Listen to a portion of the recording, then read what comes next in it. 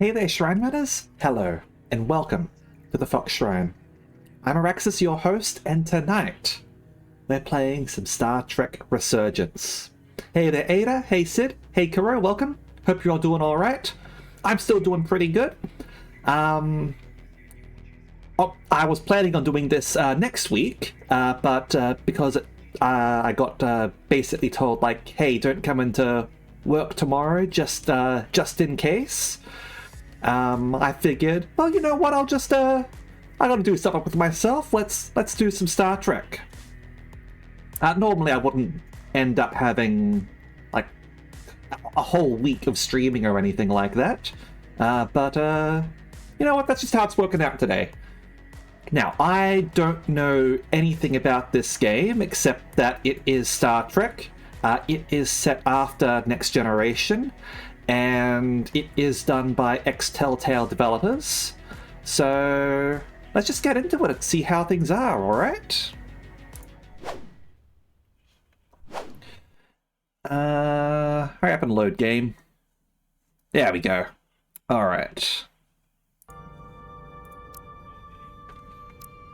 Now, as far as I know, length of this should be 2, maybe 3 streams or so.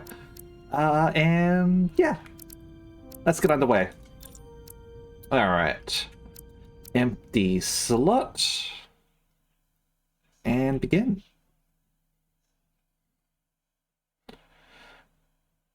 That's a very Telltale opening right there. This will be shaped by the choices that you make. Captain Picard will remember that.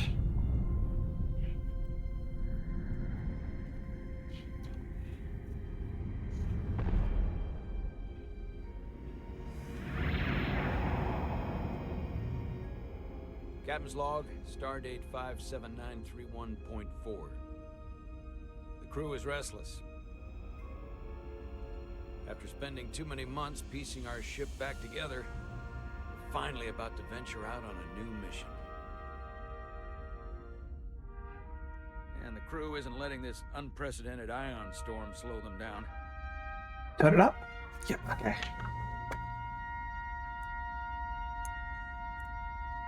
They're ready for something different. I know I am. Perhaps more than any of them. Is that good? Fortunately, nothing ever stays the same. It's entropy, the nature of the universe. Or do you need a bit more? Change is inevitable. And while entropy says order gives way to chaos, in this case, change is good. Yeah, sure.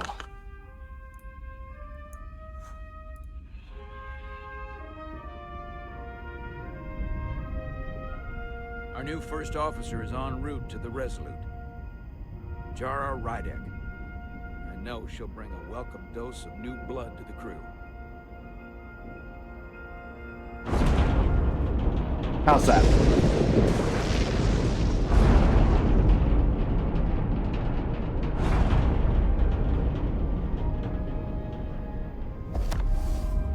Oh, click.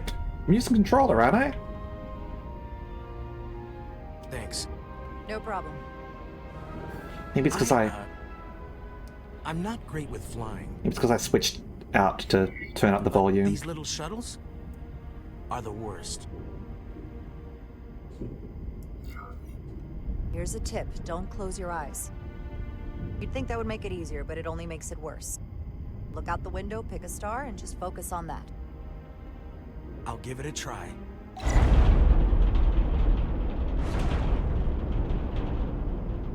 Let's focus on the white twinkly bits. Sorry, I'm a little anxious. I hadn't noticed. I'm on my way to my first assignment. When we get to the starbase, I'm transferring on to the Resolute. So am I. It won't be easy for Jara to step in at the 11th hour like this. But if she's half the officer I knew she could become when she was a cadet at Starfleet Academy, she'll be the XO this ship needs right now. It looks like I get to be number 1.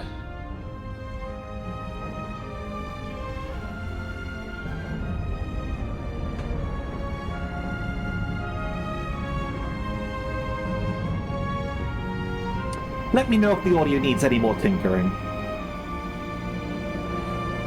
I'm pretty... Let me see... Yeah, I've got all that already up to full over there, so... Crank it up more? Alright, we can do that. Okay.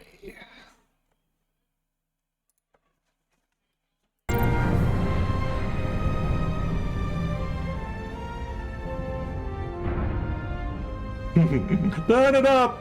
Turn it up!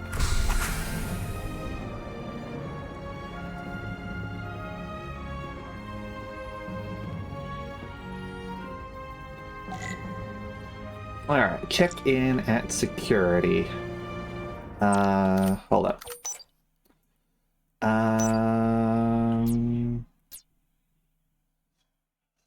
Is there like an invert controls here?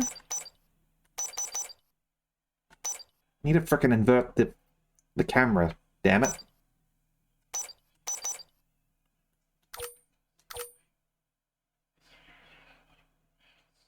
Oh well.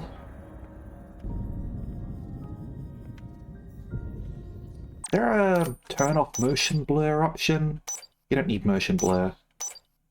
Doesn't seem like it. Ah well. Oh, hello? A starbase on the very edge of Federation space. Long way from home now.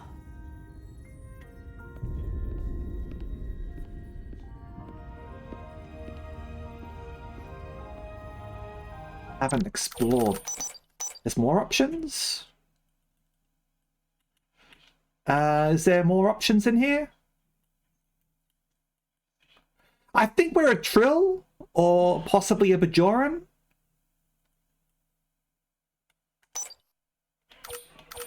Yeah, I've just got like these over here. Yeah, modes is that sort of stuff. Limited options, unfortunately.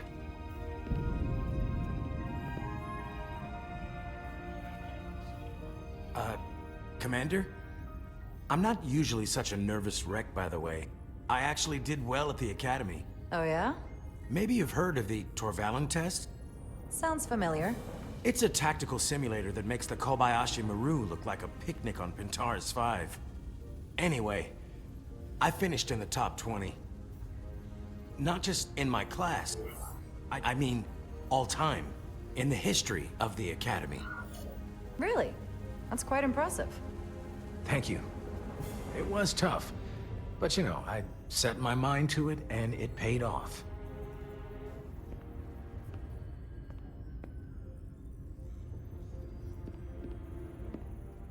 Please place your hand here.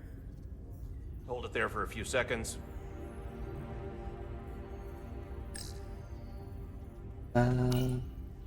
Dramatic. Quick time events. Welcome, Commander Rydek. Alright, half You're human. Jara Rydek? You absolutely crushed the Torvalin test. You finished in I feel like, sorry for this top guy. 3? That would be me. Now I'm really... It's an honor to meet you, Commander. Sorry, I didn't realize before. I just came off the shuttle and was glad to be on Let's let him solid talk. ground, so to speak. The pleasure is mine, Ensign. Paul Calloway. Good to meet you. I believe Commander Ermot is expecting you. He's in the concourse just ahead. I can't let him feel at ease. Just because we're his boss doesn't See mean you we on have the to Resolute. be mean or anything. Starfleet's all about, like, being nice and all that, right? I want to be... we have to live the change that we want to bring. Alright. Good day, Commander. Good day. Top of tomorrow.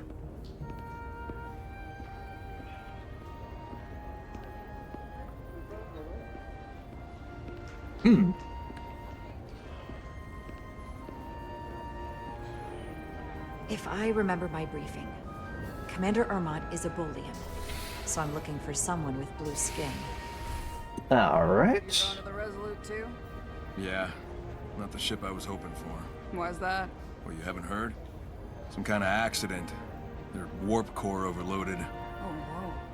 That's a big deal. Excellence in your Spent field, 6 quite months right. fixing it up. Was it the captain's fault? That's the rumor, yeah.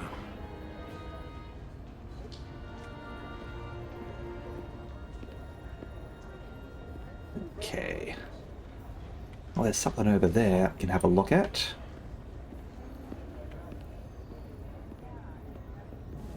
How's our repair status? Well, looks like we're on a fairly, a light vessel, I would imagine. Like, generally that sort of design is for, like, more of the frigate sort of things. Are you alright? Yeah, I'm just... Well, I'm not sure where my departure dock is. The Resolute's gonna leave without me. Look here. The Resolute is leaving from this dock. Oh, you're right. Nerves must be getting to me.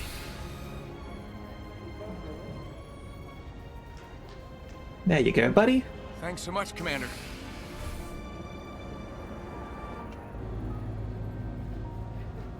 Okay.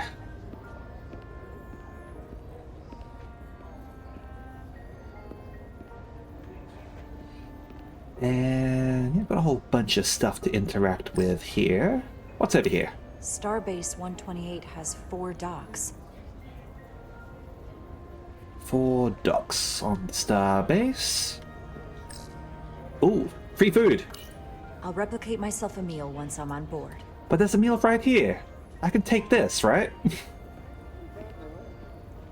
I like this. It's quite atmospheric. I do wish that they had more options for camera inversion, and for turning off this this motion blur, maybe a higher FPS. But atmosphere-wise, really good so far. Excuse me, have you seen a Bolian around here? Yes, sir. Right back there, near the replicator. Ah, there he is. Thank you. Happy to help, Commander.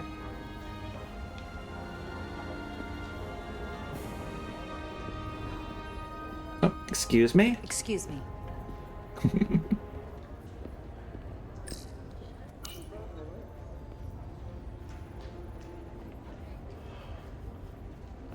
Welcome to the edge of the galaxy, Commander Rydek.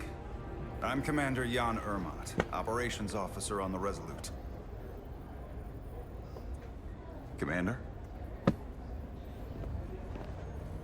I hope there wasn't too much trouble getting here. This storm isn't making anything easy for us right now. I know conditions are less than ideal at the moment. It was a bit bumpy, but otherwise okay. My apologies. This storm is unlike anything I've seen before.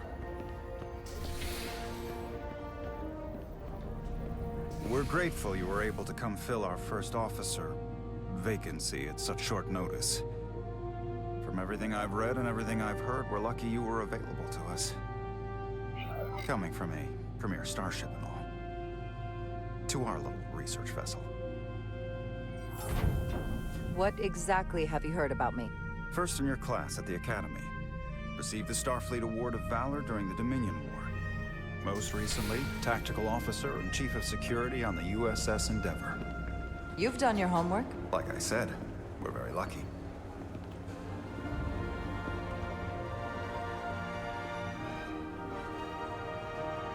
Okay, so it sounds like we're going to a smaller ship USS Resolute. than what we were on before, but She may not look higher like much position. compared to the bigger ships, but as far as science vessels go, she can more than hold her own. And she doesn't look so bad considering 6 months ago she was nearly cracked in half, venting plasma, fighting for her life. It's It cute. was an accident? Equipment malfunction. An accident suggests fault, but no one's to blame. It was a planned test, but the warp core was pushed beyond its limits. It destabilized the dilithium, there was a runaway reaction, and the warp bubble deformed. So what you're saying is the ship is cursed. We thought we could reach a higher resonant frequency, but it was more than she could handle. Cost us our first officer and 22 of our crew. I really love the design of the At Voyager. the end of the day, we're all responsible for each other. That's what it means to be a crew. I can't even begin to imagine what that must have been like for you. I'm so sorry for your loss. Thank you. It does weigh heavy. There are some things you can't forget. It's been 6 months. What's the attitude among the crew now? Unsettled. But I hope that a new mission will help them move forward. If not, move on. Listen. I realize you've known Captain Solano for quite some time. And I'm sure you're ready to bring your best. But I should warn you that when the captain announced you would be the new first officer, there were those who felt it was a mistake, that he should have promoted from within. So you might want to tread lightly at first. Until they come to value your contributions as much as he does. Thank you. Always good to have a sense for what you're walking into. I just thought you ought to know. I appreciate it. Starfleet has assigned us a high-priority mission to the Hotari region. What is... Okay. Yep, so let's have a look at what these sort of options are now that it's prompting us. Yep, Calloway is grateful for the guidance when he was nervous, and Jara made a good first impression on Ermot, coming off as inquisitive and appreciative, while showing empathy for what the crew of the Resolute suffered, certainly. Dialogue is quite good. Definitely feels natural. Doesn't sort of like overload you with choices, but that's fine. You don't want things to feel like too much or anything. And it looks like we're probably going to be playing as a second character as well, by the name of Carter, who we'll probably run into later. I didn't quite catch what species Jara was on the scan. It said she was half human and half something else. Alright. I'll let the captain brief you on board. I know he's eager to see you. Will we be mission ready in time? We have every intention. The crew has been working around the clock to get the ship ready. There's still so much to do.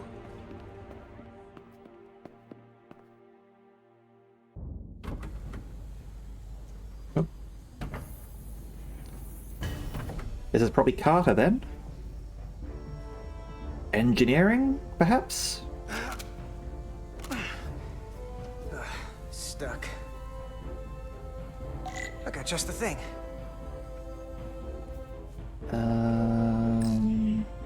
There we go.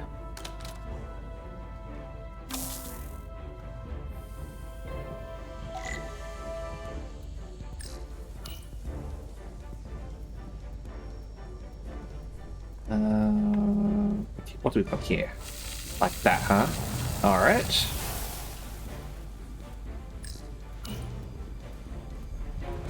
And yep. Burn that away.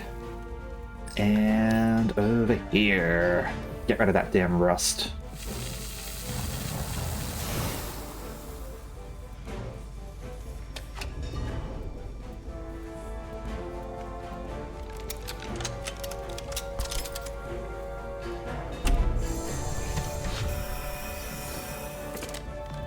That's definitely worn.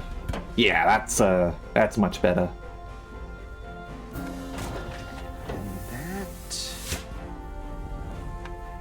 And there we go. Is that?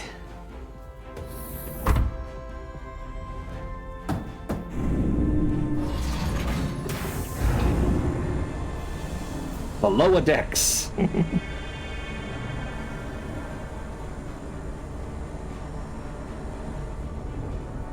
I thought the thing was totally fried.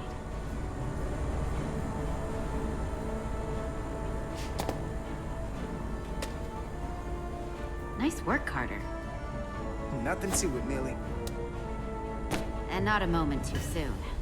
The boss wants us down in engineering. Like, now.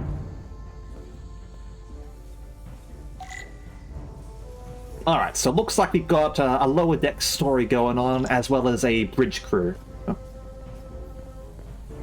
Which is nice. Oh, hello. What have we got here?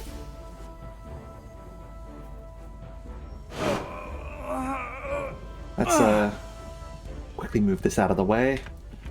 Come on! Ow! Oh. Oh, these These are heavier than they look. Makes more sense than zero G. You're welcome.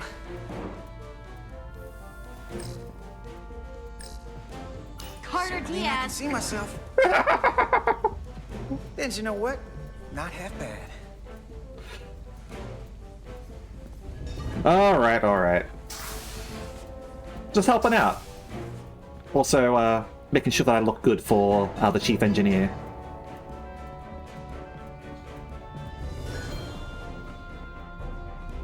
Do you guys need any help?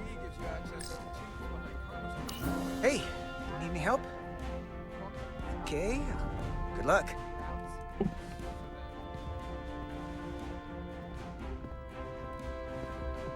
Alright.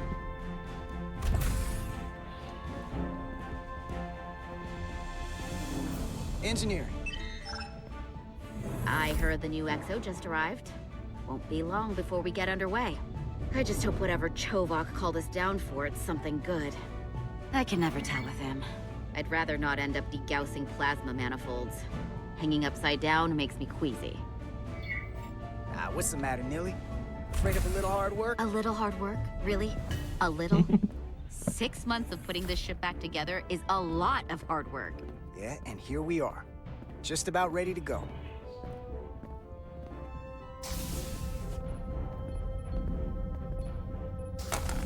Looks like we got here before. Lieutenant Commander Chovak. We were just looking for you, Commander. Petty Officers Ed Solar, Diaz. I was beginning to think you would be late. We are all hands on deck right now, which means if you are not at your post at the appointed time, I do not have someone to replace you. A point I have been forced to make to Petty Officer Edsolar on repeated occasions. Well, Commander Chovak, isn't it true that if we were almost late, it categorically means that we were not late? That is correct, Mr. Diaz. Technically correct. Ed Solar and I are following the schedule. Best kind of correct. Yes. Perhaps I should adjust the schedule accordingly. So, I don't suppose you wanted us down here. Guessing he didn't like that. I don't care. In before we go off duty. Equip yourselves in EV suits to work on the exterior of the hull. I need you to tune the structural integrity field for optimal performance. The subspace distortions and ionic interference we are experiencing are preventing the proper calibration. But this ship must be ready to depart shortly, despite the storm. The precise nature of these disturbances are not fully understood. But many systems have been affected by the wide band of emissive activity. Okay, Carter seems kind of cheeky. How concerned should we be about the storm? Are you worried? Vulcans do not worry. We calculate the variables and take appropriate precautions to mitigate the risk. Right now, that entails making critical preparations, because long-range sensors show that these disturbances will be more severe at our destination, the Hotari system. You have your orders. Do not delay. Yes, Roger Commander that. Chovak. All hands on deck. What's that? All hands on deck. That's what Chovak said. You know what that means? It means this ship isn't ready to go out and the brass know it. Oh boy. So they're throwing every warm body at it. And they're going to leave on schedule. Consequences be damned. You won't get an argument from me, Nilly. Sure seems like everyone's still scrambling. And I get it. When has a relaunch ever gone off without a hitch? But this isn't just any old refit or any old relaunch. Oh, whoa. Excuse me. A lot of new faces coming on board. It's gotta be tough coming as a replacement. That's for sure. They seem all right. Something that happened 6 months ago while they were off on another ship? Well, that's nothing to hold against them. Yeah, you're right. I guess getting a little new blood on board doesn't hurt. Hold on. Now there's an old face I didn't expect to see again. Hey, Miranda! You weren't gonna leave without me, were you? Miranda, you're here? We thought you were staying on the Adirondack. Transfer came in at the last minute, so I figured I'd slum it on this bucket of bolts. Looks like you got her back together pretty nicely. I wasn't sure what to expect. I'm gonna take the high road here, pretend you didn't say that, and welcome you aboard. He's a better diplomat than I am. He still owes me a bottle of Saurian brandy. And Petty Officer Miranda Maris, I guess. Maris? Encouraged by Carter's warm reception when she first arrived on the Resolute, holding out hope there might be some chemistry between them. Hello! Don't think I forgot. Oh yeah, it's coming back to me now. Maybe Carter can rustle up that bottle and we can give you a proper welcome. As soon as we wrap up this quick little spacewalk.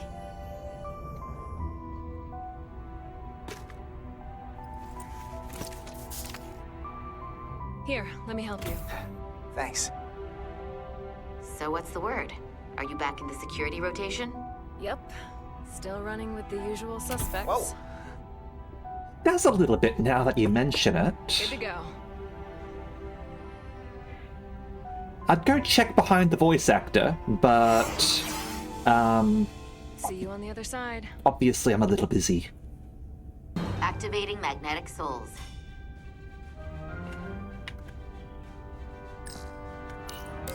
You get used to the way that they do the controls in this.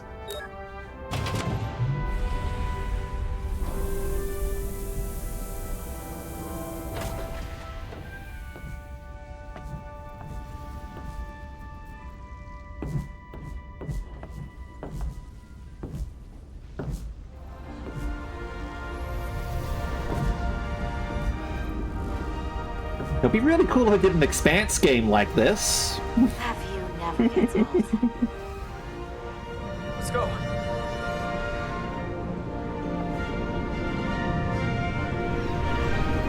I'm joking, they are doing an Expanse game like this from the original, I suppose not the original the new Telltale Studios?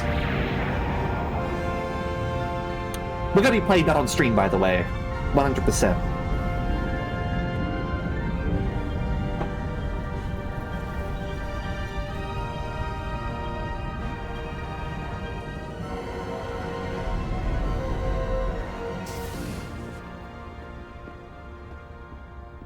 All hands.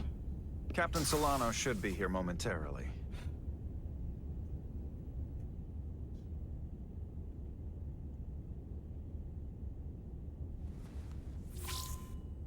You'll have to forgive me, I don't know much about Kobleods. But my understanding is you need a steady supply of duridium to keep your cell structure stabilized, or bad things start to happen. Special diet? And we have plenty of duridium in sickbay, so there's no risk of running out. So we're gonna run out at some point. Thank you. Understood. Feel free to make yourself at home. And help yourself to whatever you like from the replicator.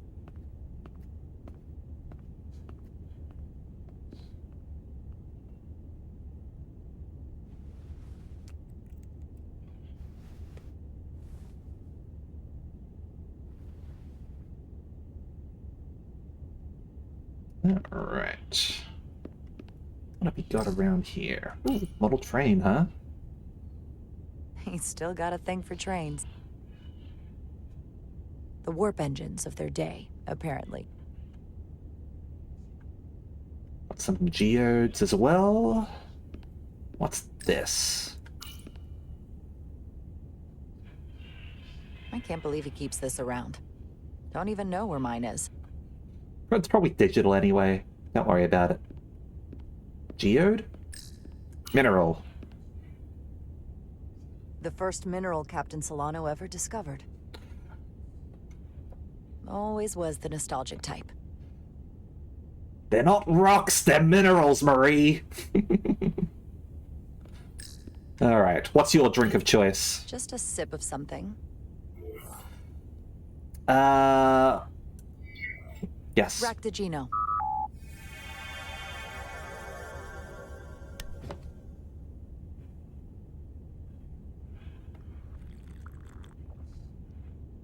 That sure has a kick.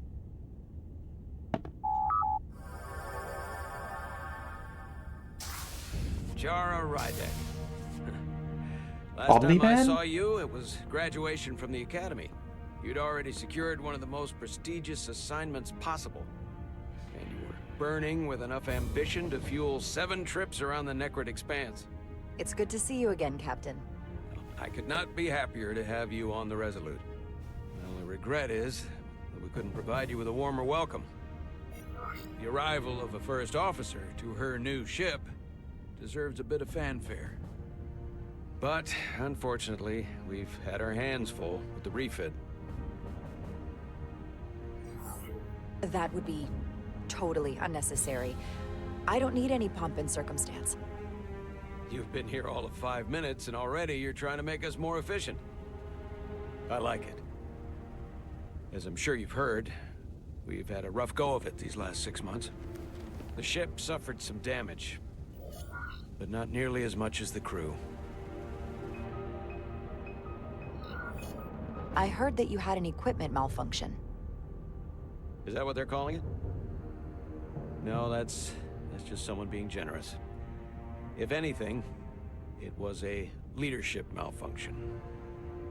We were on the verge of a major scientific breakthrough. A quantum leap forward in warp core technology. 10,000 teradynes per second. The ability to travel at a sustained rate of speed longer and faster than we ever dreamed. What would have been the crowning achievement of my career.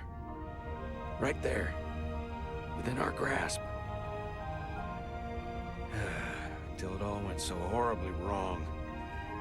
We pushed her too hard, and a warp core malfunction overloaded the system, creating a pressure gradient way beyond what the ship can handle. It was heartbreaking.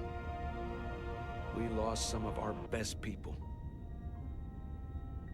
As captain, I have to take full responsibility. It was my decision to make, and I have to live with the consequences.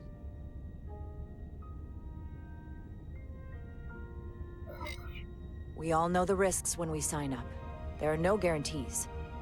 As much as we tell ourselves otherwise. True. But as captain, my job is to mitigate and manage the risks as much as possible. And that's where I failed. In my defense, I will say, I might have avoided the whole ordeal if my senior staff had been willing to trust me. Oh. There was a lot of pushback from my former XO, and I think that cost me his confidence. I don't want you to pull any punches. Certainly not on my account. All right. But once we decide on a course of action, I need everyone to fully commit to the mission. Anything short of that just won't work. And that's when things start to go sideways.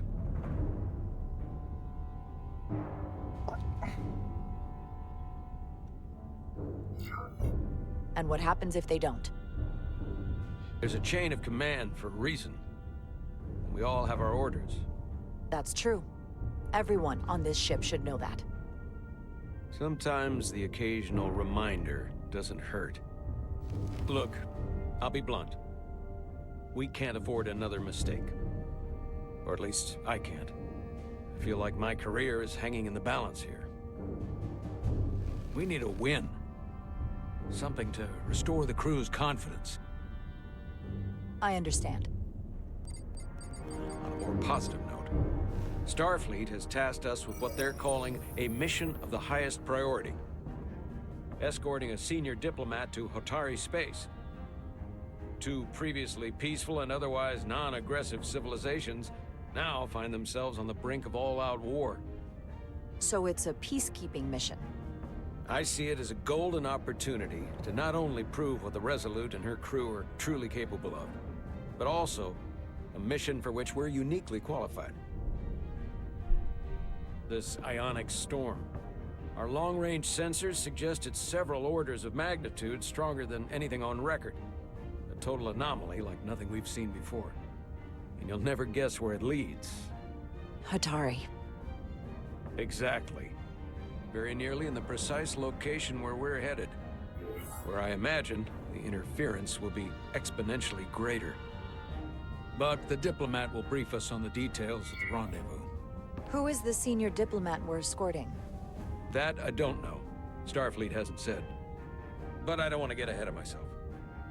I expect we'll have some rough sledding when we arrive, so I need you to prepare the crew for the worst. There's just one more thing I want to clarify up front. The metric that for me will be the ultimate measure of your success. What is it? If after serving as my first officer, you don't one day find yourself with a ship of your own, then I will consider it my personal failure. When that might happen is entirely up to you. But it goes without saying, you have my full support. It's been a dream of mine since before I can remember. So I would be honored to become a captain someday. As long as you're willing to do the work, you have my promise. I'll do everything in my power to see that it happens. Thank you. Come. Let me introduce you to the crew. Alright, so we're going to have to be a little bit careful of Solano, I think. He's probably going to be wanting to, like, prove himself after everything that's sort of gone on. Understandably so, like, you do want a win after what sort of happened. He did say that he does want us to play devil's advocate, essentially, but once a decision is made, like, follow, like procedures, so we'll have to see how things go with him, at least. He doesn't seem like a bad guy, just one who might be willing to sort of like play a little bit risky. We'll see anyway.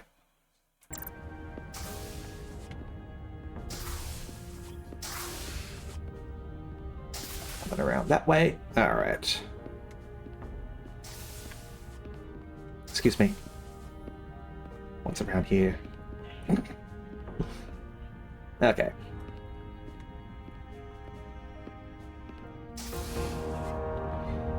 Oh, we've got the bridge, huh?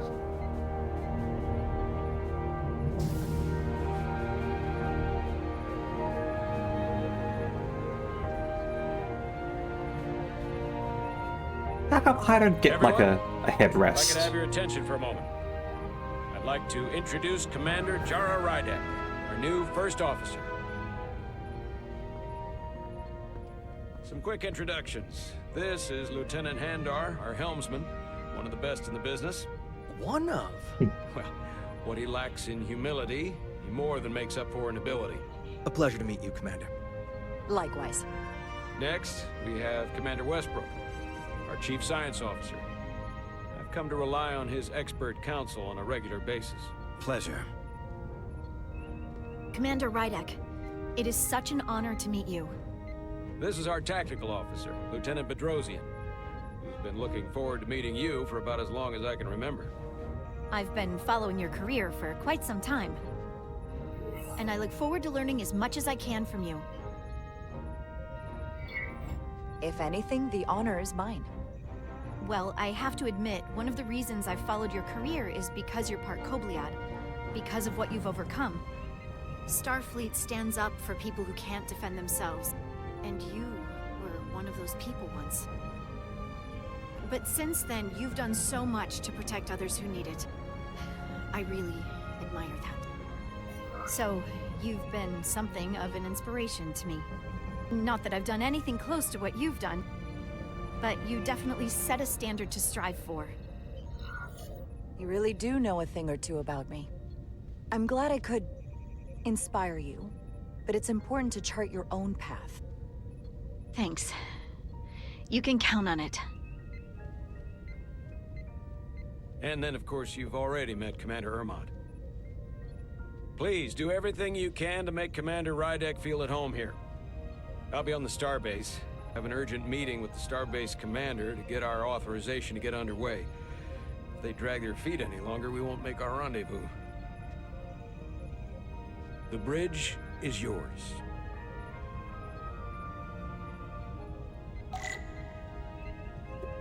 Captain's chair when ready. Very well. Let's have a look around. Operations, staffing, supplies. There's a lot to keep track of on a starship. Mm-hmm. True. Good thing we have Commander Ermont. He's our bureaucrat. Tactical station. Hopefully a diplomatic mission won't require we use our weapons much. But if it comes to that, we'll be ready. It's called gunboat diplomacy, or aggressive negotiations. The Helm. The Resolute is a refitted Centaur class, meaning it's capable of quick maneuvers. Can't wait to see what she can do. Science Station. The Resolute is a science vessel, primarily. Might explain Commander Westbrook's attitude. I'll have to speak with him later. Wants to be doing science. Understandably so. Turbolift. Alright. Let's take our seat, shall we? The first officer's seat. My seat. Right now, though, I need to fill in for Captain Solano. I still think I should get a headrest. Commander, Chief Engineer Chovak needs to lower the structural integrity field. He's sent a crew out to recalibrate the emitters in response to the danger posed by the storm. We just need your go-ahead. Permission granted. Lowering structural integrity field, now. Enter in maintenance mode. Condition blue. Permission denied. I'm doing things my own way. Looks like they turned off the SIF. Great. Let's get to that emitter.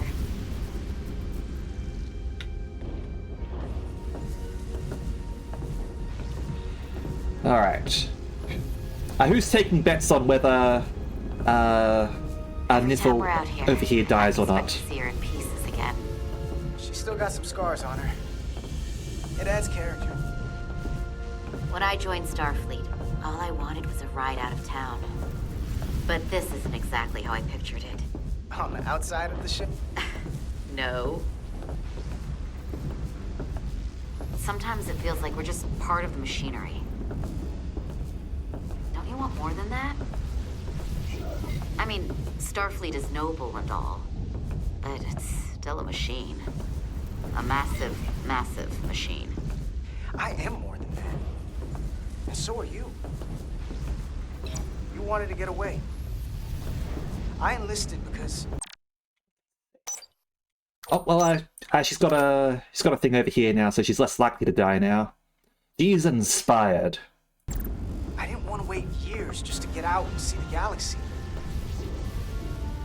I wanted to go somewhere, see new worlds, look up at a sky no one's ever seen before. Just because I'm cranking a hyperspanner up in a Jeffries tube today doesn't mean that's all I'll ever be.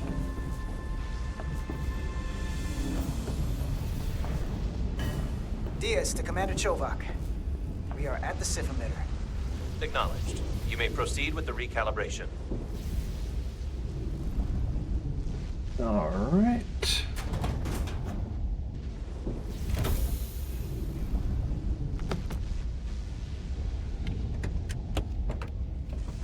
Let's get the fixin', shall we?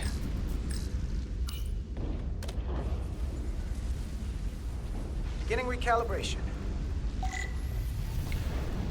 Okay.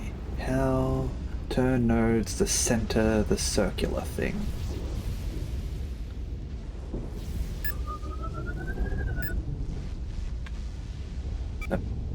Looks good. That wasn't so hard.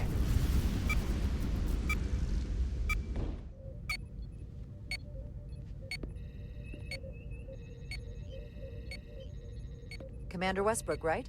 Chief Science Officer. You remembered my name and my rank. Impressive. Did I get fixed right?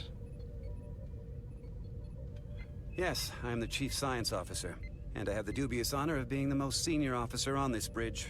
I know this ship inside and out. Better than just about anyone. What a very impressive list of credentials. This is a research and discovery ship, first and foremost. Now with a former tactical officer as its new first officer. I'm curious, though. A Kobliad, or half in your case, is an odd choice for first officer, given your vulnerable condition and all. But if, As an example, we found ourselves in a hostile situation, and you were suddenly incapacitated because you needed an infusion. What would happen then?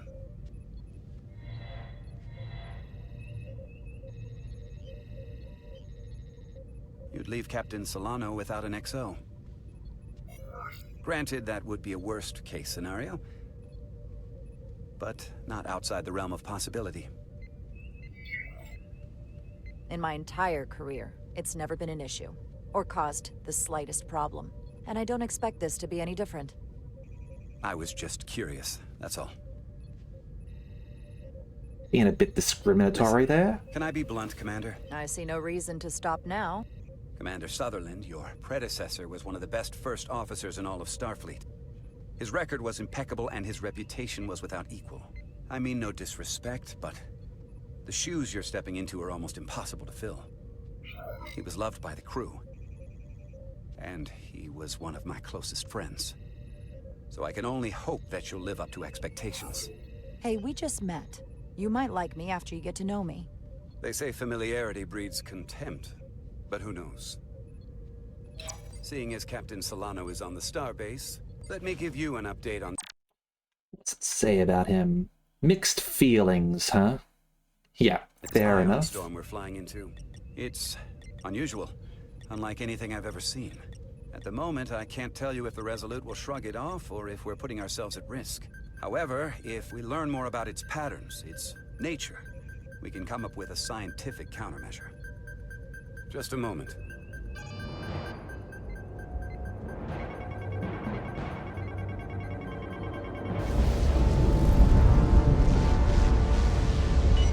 We've got a massive energy wave inbound. On screen.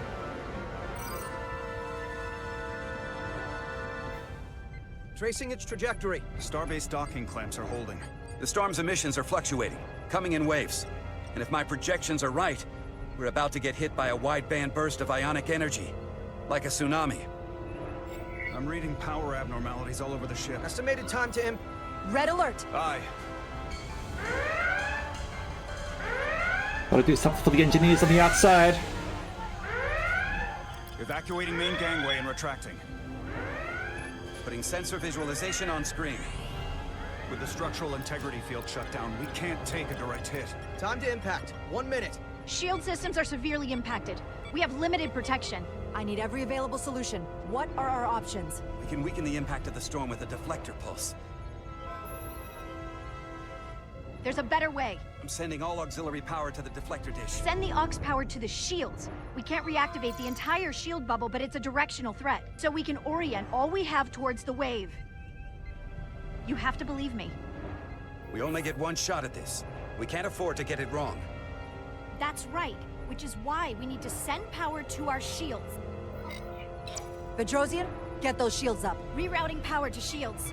Stand by. I need a heading. We've only got one shot. Understood. On my command. Lucky I know science. Heading locked. Raise shields.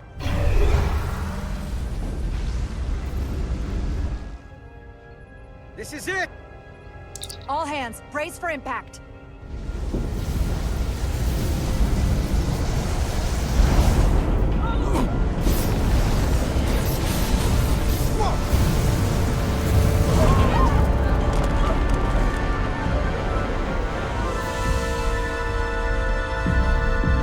Just quickly see what it says here. Thrilled that I followed the advice.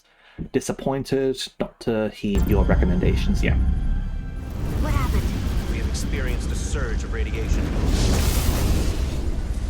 Oh, you don't say.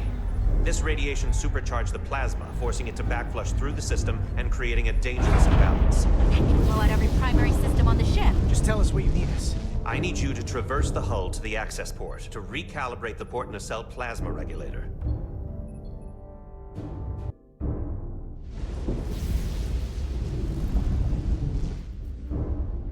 Gotta fix this negative We've reached space the first wedgie. access point. Understood. Do you see the override for the level 1 failsafe circuits? Okay. Affirmative. Engage the override. It should allow us to stop the EPS flow to the warp engine without triggering an automatic core shutdown.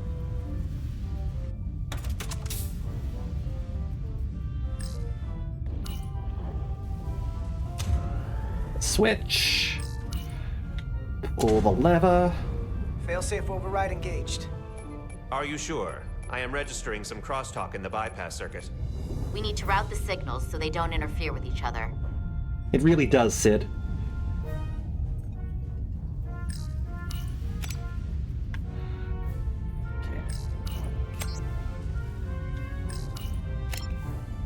And jam you in. Diaz to Resolute. The failsafes are temporarily disabled. Moving on to the EPS regulator. Heads up, Carter. What is that? One of the discharges coalesced. It's coming right toward us. I'm gonna try to disrupt it with my phaser. I'll use Y. Trigger to aim and right to fire, apparently. There we go. So we gotta climb up the pylon. Not that there's really an up, but, you know. North. Gotcha. Use the phaser to clear a path.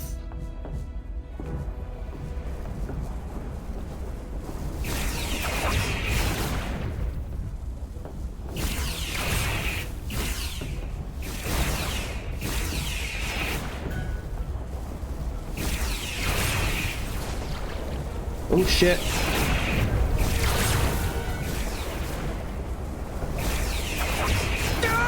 Oh crap. Are you alright? Yeah. Suit took most of it. Just snuck up on me. That damaged your suit. Energy dampening is down to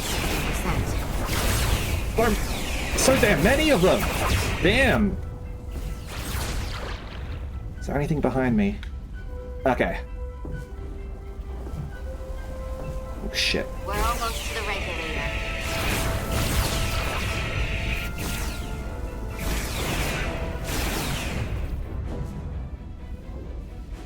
Alright.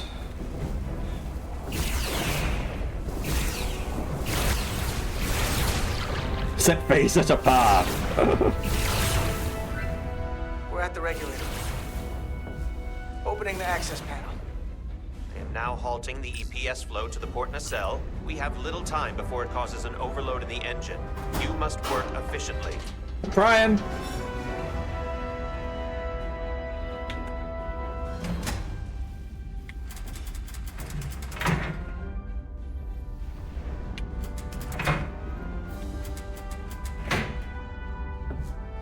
EPS manifold adjusters reset to neutral.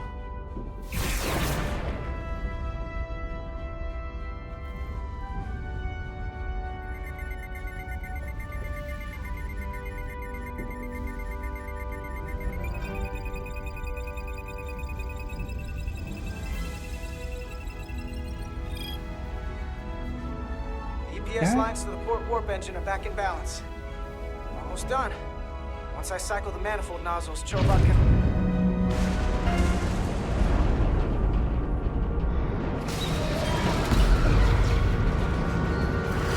That's not good.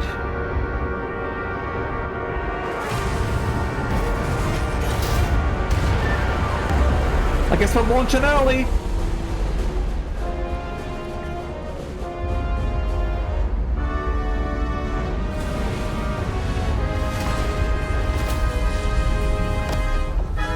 Get down! Diaz to bridge. We just lost the docking clamp. We've got a lot of debris coming down. Hull vibrations, too. We can't finish the EPS regulation in these conditions. Please advise. We have to release the ship from that other docking clamp or the hull will be ripped apart. There's a problem. The clamps are supposed to disengage automatically in an emergency, but it's not working. Not working. Shoot What are it. our options? The docking clamps are fitted with exploding bolts for an emergency release. We've got crew out there. That'd be like setting off a bomb next to them. Yeah, can't do that. There's another way. Starbase is hailing us. Put him through. Resolute, the remaining mooring arm is failing. You need to disengage from the starbase now. The damage to the station will be catastrophic. We have crew outside and are looking for the We have safest way people to... on this station. If that mooring arm breaks, we could lose dozens of crew. Commander, hear me out. They all like that I cared about the crew. Yep, respected, protect the crew. Yep, protect the crew. Yep, protect the crew. Everyone liked that. Hull, which theoretically will repel the docking clamps. And Reverse the polarity. engineering crew right off the hull into the storm. This is Captain Solano. Put me on screen. Go ahead. Captain, we have a situation. Commander, what are you doing? Blow the bolts on the docking clamp. The captain doesn't know the whole story. I'm giving you an order. Jara? Captain, you brought me here because you trusted me. Can you trust me now? You better be sure you make the right decision. The captain made himself quite clear. They're gonna get hammered with debris out there. Reverse the polarity. There is protocol. Reverse the polarity. Starbase, stand by. We're gonna flip hull polarity to disengage the clamps. Yes, Commander.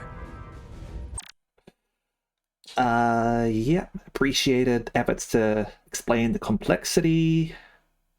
Respected the rational approach to defy the captain's order and refuse to put the crew at risk. Yep. Thankful. Defied orders to make it their own command decision. Yep. Highly. Yep. Yep. And Solano's not happy. Chovak didn't. Is not happy about that, but who cares?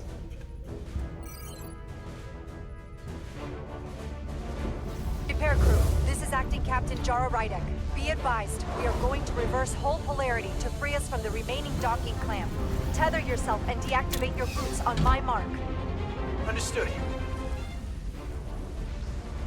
8, 7, 6, 5, 4, 3, 2, 1.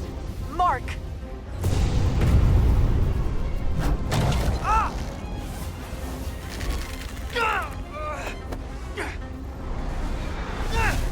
Grab my hand! I got you. Thank you. Plasma imbalance is reaching critical condition. We are moments from primary system failure. I got it.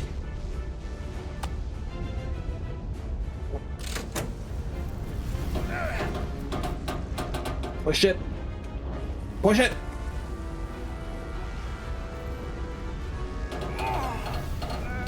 Use those weak picks.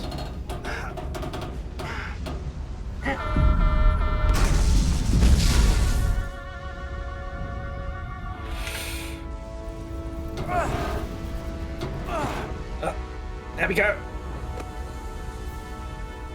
We got this. Yeah.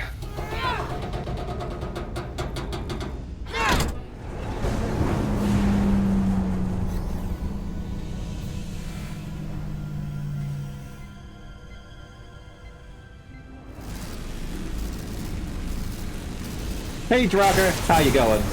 Oh, crap.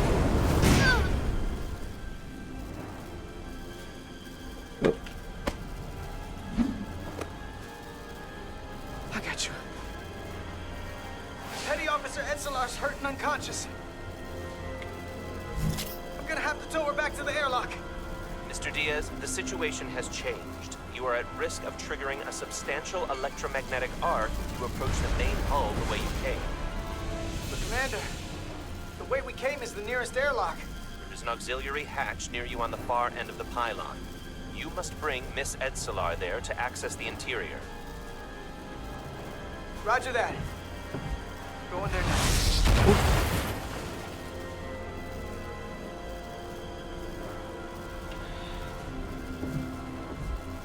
Look, if someone's gonna hit you, it's gonna hit you, and you won't even notice because you'll probably be dead.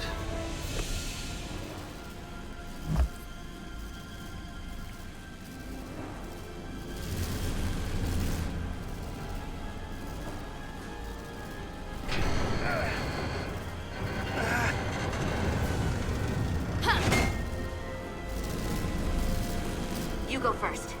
What? Let me save your neck this time. No time to fight me on this. Just go. Get in there. No arguing. Just go. You better be right behind me.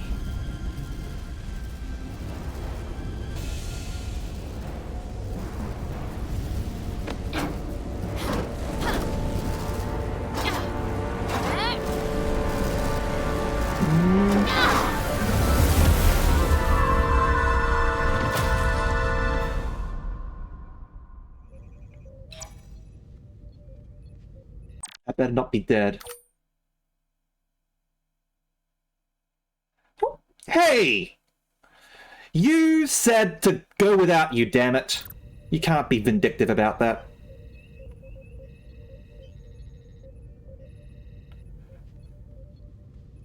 We're in.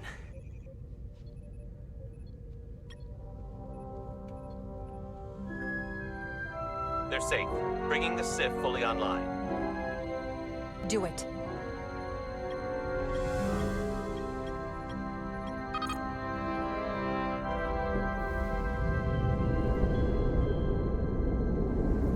Hopefully it's not too bad of a shock.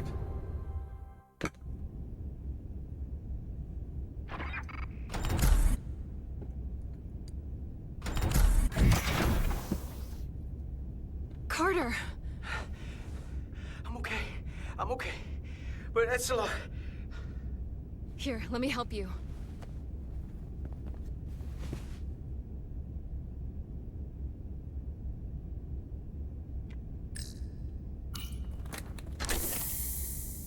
Damn. Medical. We've got one wounded at my location. Millie. Oh, man.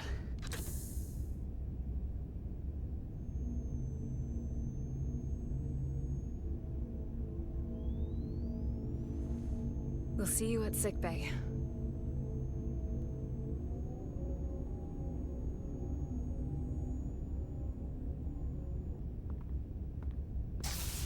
Status report. The repair crew made it inside. EPS flow is back to nominal levels. The SIF is back up. How does this affect mission readiness, Mr. Ermot? Releasing the docking clamps using hull polarity minimized damage to the Resolute. We'll have some last-minute repairs to make, but if we reapportion some of the staff, we can make our departure on time. As of now, however, we are successfully moored to the station. Good to hear. Have a drink? Send updates to my ready room. Commander Rydek, with me. Yes, sir. Let's have a bit of a stretch.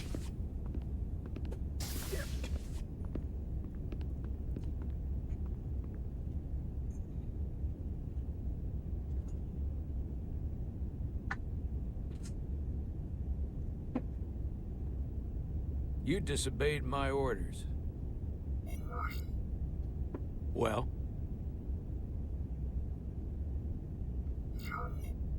I'm sorry for that, Captain. I did what I thought was... You disobeyed my orders! And not just in front of the bridge crew, but the Starbase staff as well. That's going to get around. My name's already tarnished around the fleet. But what is it going to do to my credibility on this ship? Alright, I'm starting to From take the top back. to the bottom. Bridge to lower decks. Maybe I shouldn't have disobeyed a direct order. But you were wrong. You weren't on board, and you didn't have all the information. So I made the right decision for the ship. If you're worried about your credibility, put your ego aside and trust your crew. Trust me. You might have won some fans on the bridge with that stunt, but not everyone. Lieutenant Commander Chovak has already bent my ear. I'm sure he doesn't take it personally. He'll get over it in time. Here. Misgivings about being defied. Remains willing to trust. Okay. Mr. Chovak is more complicated than he would want to admit. I guess we all are. And, if I'm being honest, I'm not sure what I would have done in the moment either. You never really know if you weren't in those shoes. So, let's just boil it down to, you did what you had to. It's always the Vulcan. That'll have to be good enough for me. Thank you for understanding, sir. I'm sure no one knows the burden of command as well as you do. I'm sure you will, someday. Despite it all, we got our final Starfleet clearance to depart. So if you'll fetch Mr. Ermot, we'll knock out the final details of any outstanding repairs, and then we'll set out for Hotari. Yes, sir.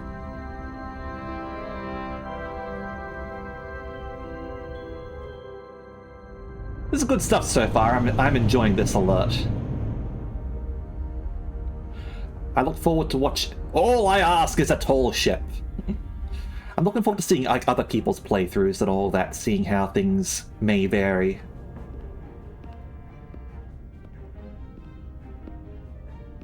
All departments reporting full mission readiness.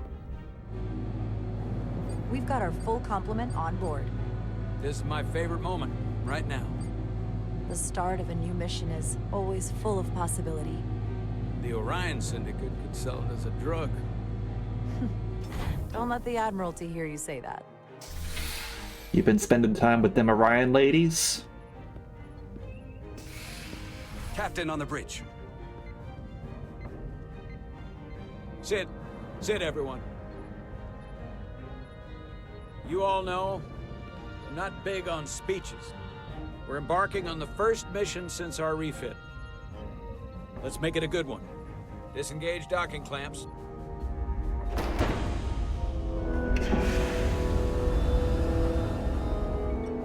Docking clamps released. Thrusters ahead, Mr. Handar.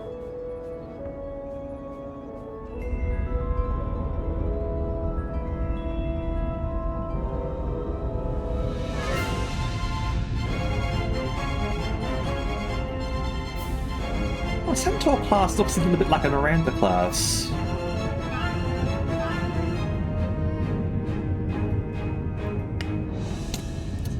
So far, Telltale adventure game. Definitely Groenji.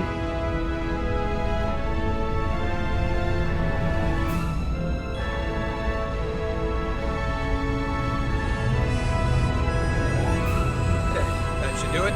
Set a course for the Hotari system. Prepare to go to Warp 8. Aye, Captain.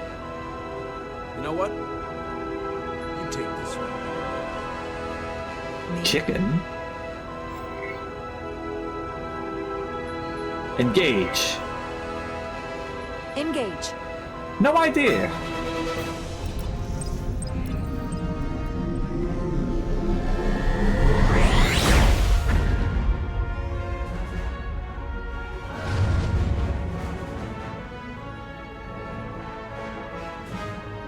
Simple, but effective.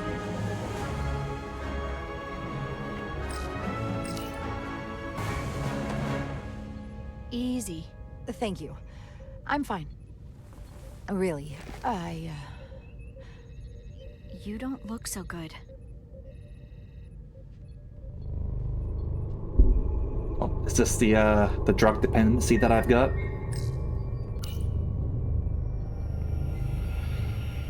I have to get to sickbay. Go. Oh, what if it's like possibly like insulin for like a diabetic, perhaps? Commander, help me get her inside. Why don't we just carry some on hand? I feel like that's the responsible thing to do, right?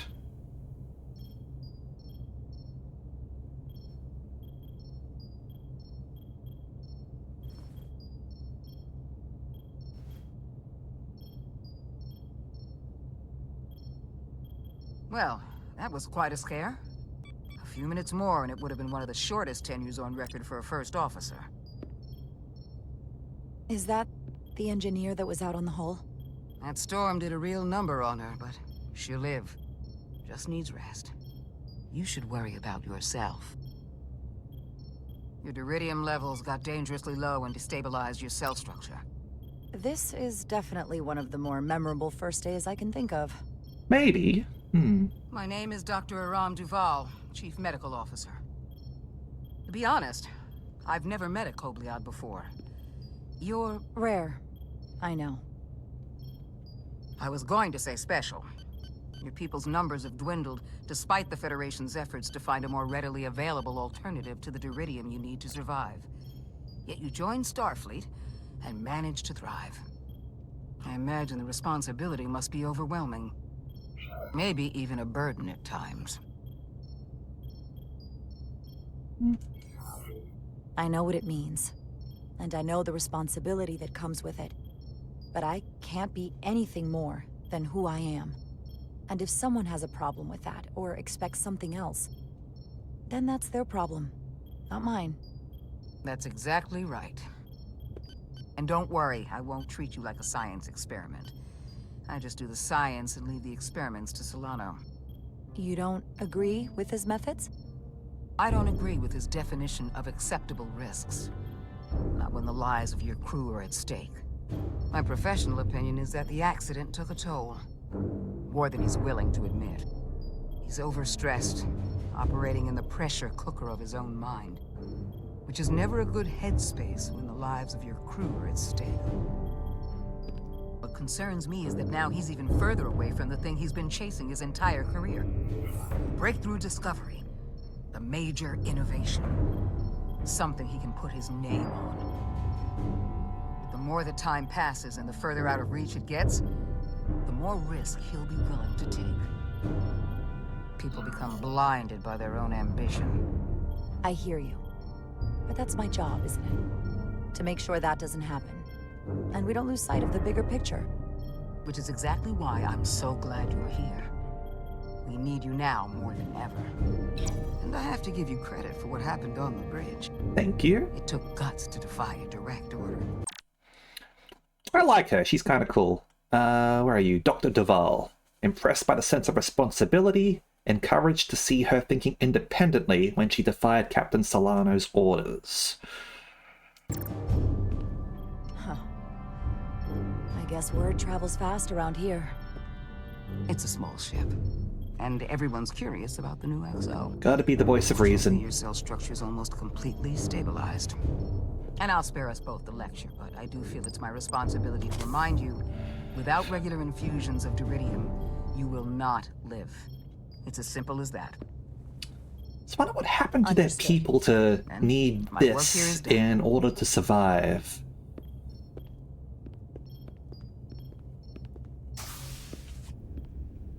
Lieutenant Bedrosian. I came to see if you were okay.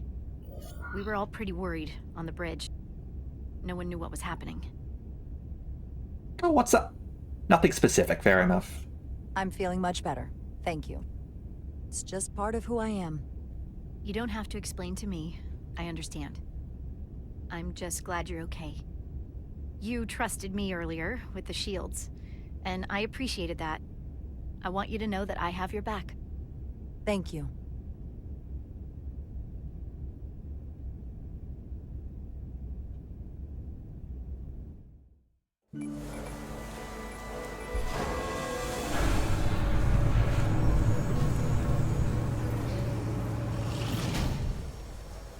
Complete the diagnostic sequence, and this shuttle will be cleared for service.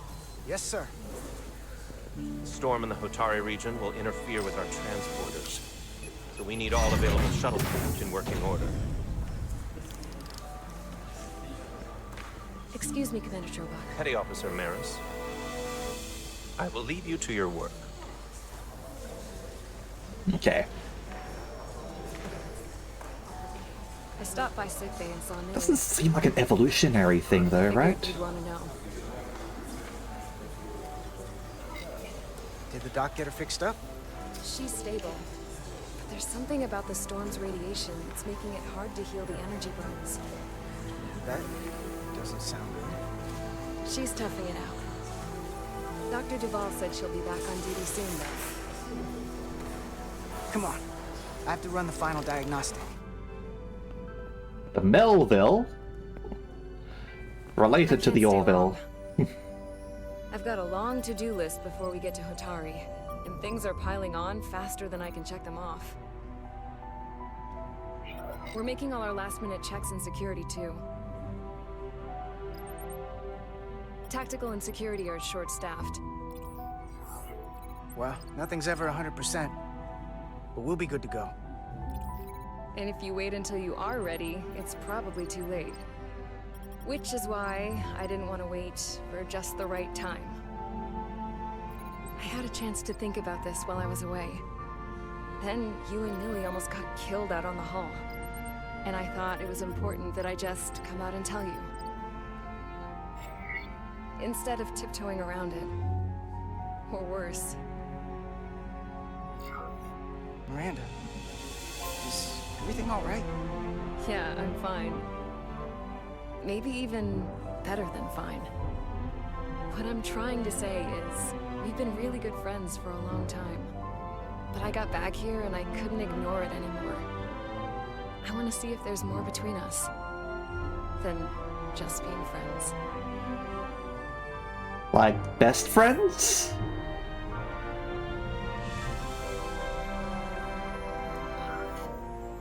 Are you sure about this? They're my feelings. Of course I'm sure. I know what I'm asking, which is why I'm being direct. I like you, Carter. And I think there could be something more for us. So, what do you say? I like you too, Miranda. And I'd like to see where this goes. Good. He's gonna die. Uncharted territories. I'd call it a chemistry experiment. You... What? What?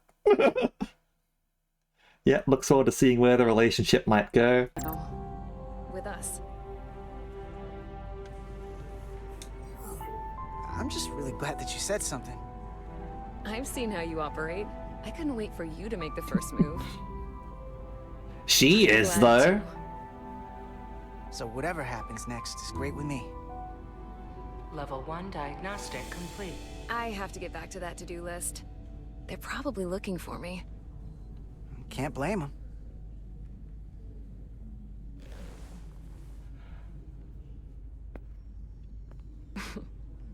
I'll be seeing you. Mm-hmm. Yellow shirts are indeed the new red shirts.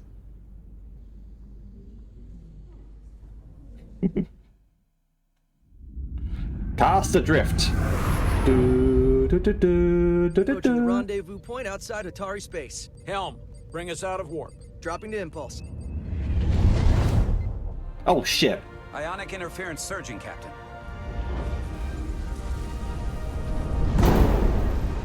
Shield integrity holding. We can take it. We are at the correct coordinates to meet the shuttle. Commander Rydek, find us our diplomat, if you will. Aye, Captain. I feel like we jumped out of warp Let's reduce the way noise. too close. Filter out environmental signals. I can manually tune what's left for Federation signal types.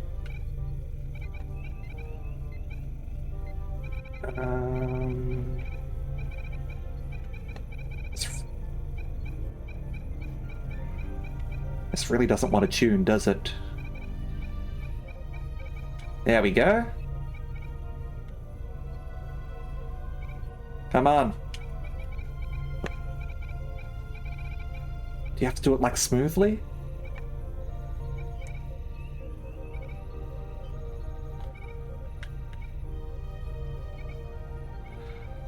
It's got to go real smooth. There we go. I've located the shuttle. Opening comms. On screen. That's... Shuttle to Resolute. Shuttle to Resolute. Debris field. Lost maneuvering. I don't think that should be spinning like that. Losing. I can't get it any clearer. Maybe we shouldn't have been in an asteroid field. Transporter lock. It's just not happening. Power up the tractor beam. We'll pull them directly into the docking bay.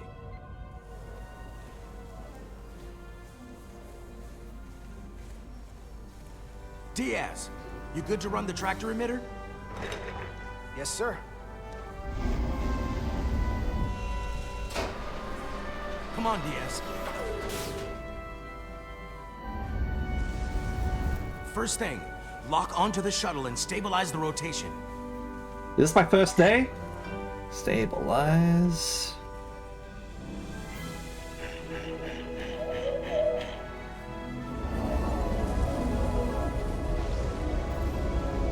The USS Excelsior. We're pulling in debris. I'm on it. use it to deflect. Like that.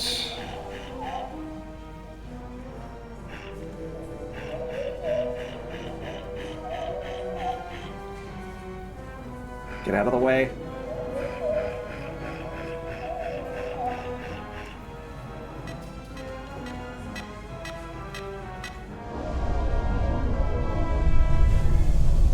Here's a big one. That's gonna take out the shuttle. There's the bridge. There's a large piece of debris headed for the shuttle. The tractor beam can't handle it. Can our shields take it? I believe so. Commander Rydek, plot an intercept course. Ramming speed.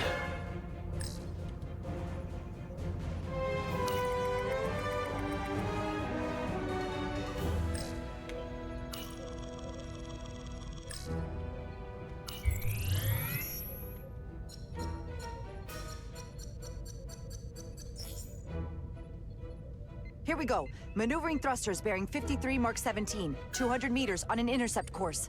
Hey, Infernal.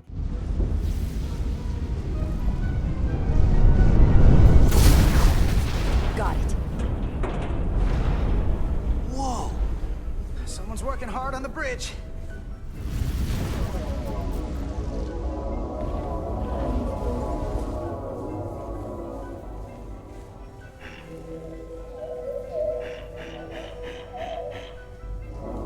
Hit your button here, shuttle.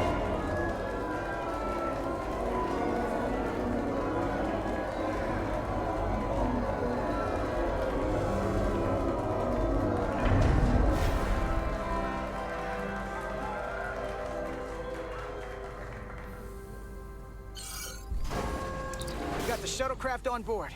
Good job. We're on our way down to meet them.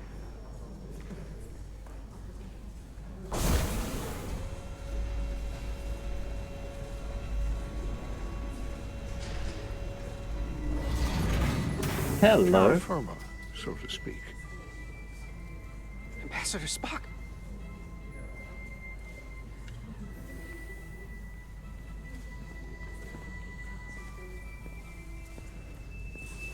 The captain will be right down to meet you, sir. In that case, I will wait for him here.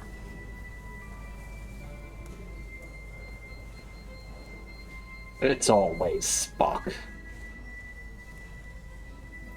So, how's the weather? The space weather? Let's just make this awkward.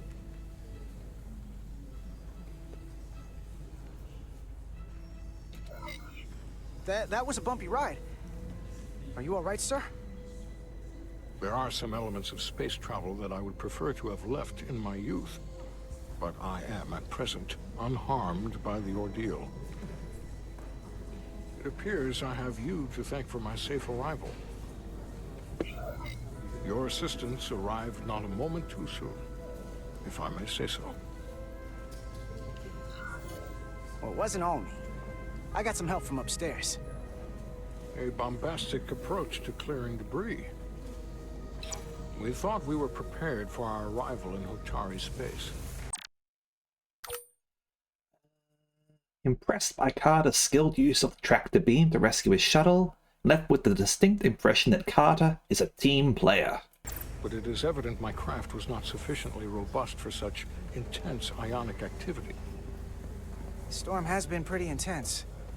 There was an element that was most unusual. Before you came to our aid, our maneuvering thrusters and impulse engines were rendered inoperable. So we attempted a short traversal at warp speed, only to find that we could not achieve warp at all, even though our diagnostics computer showed no faults or anomalies. What do you make of that? That's something sus, sir. Indications say that warp speed is possible, but in practice, we find it is not. Well, this storm is one of the strangest phenomena we've ever encountered. It's disrupted other systems. Who knows what it might do to a warp drive? Yes, it would seem further investigation is called for. Take readings, run some additional diagnostic checks, and we'll get to the bottom of this. Quite logical. Petty Officer... Carter Diaz. Sir. Thank you. Ambassador Spock, Excuse me. I'm honored to have you aboard. I'd like to get right to it. We're already behind. I got called logical by a Vulcan.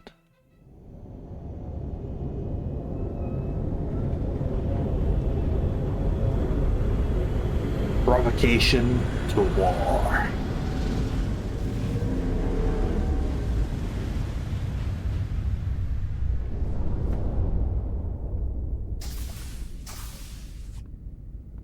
Ambassador Spock, my senior staff.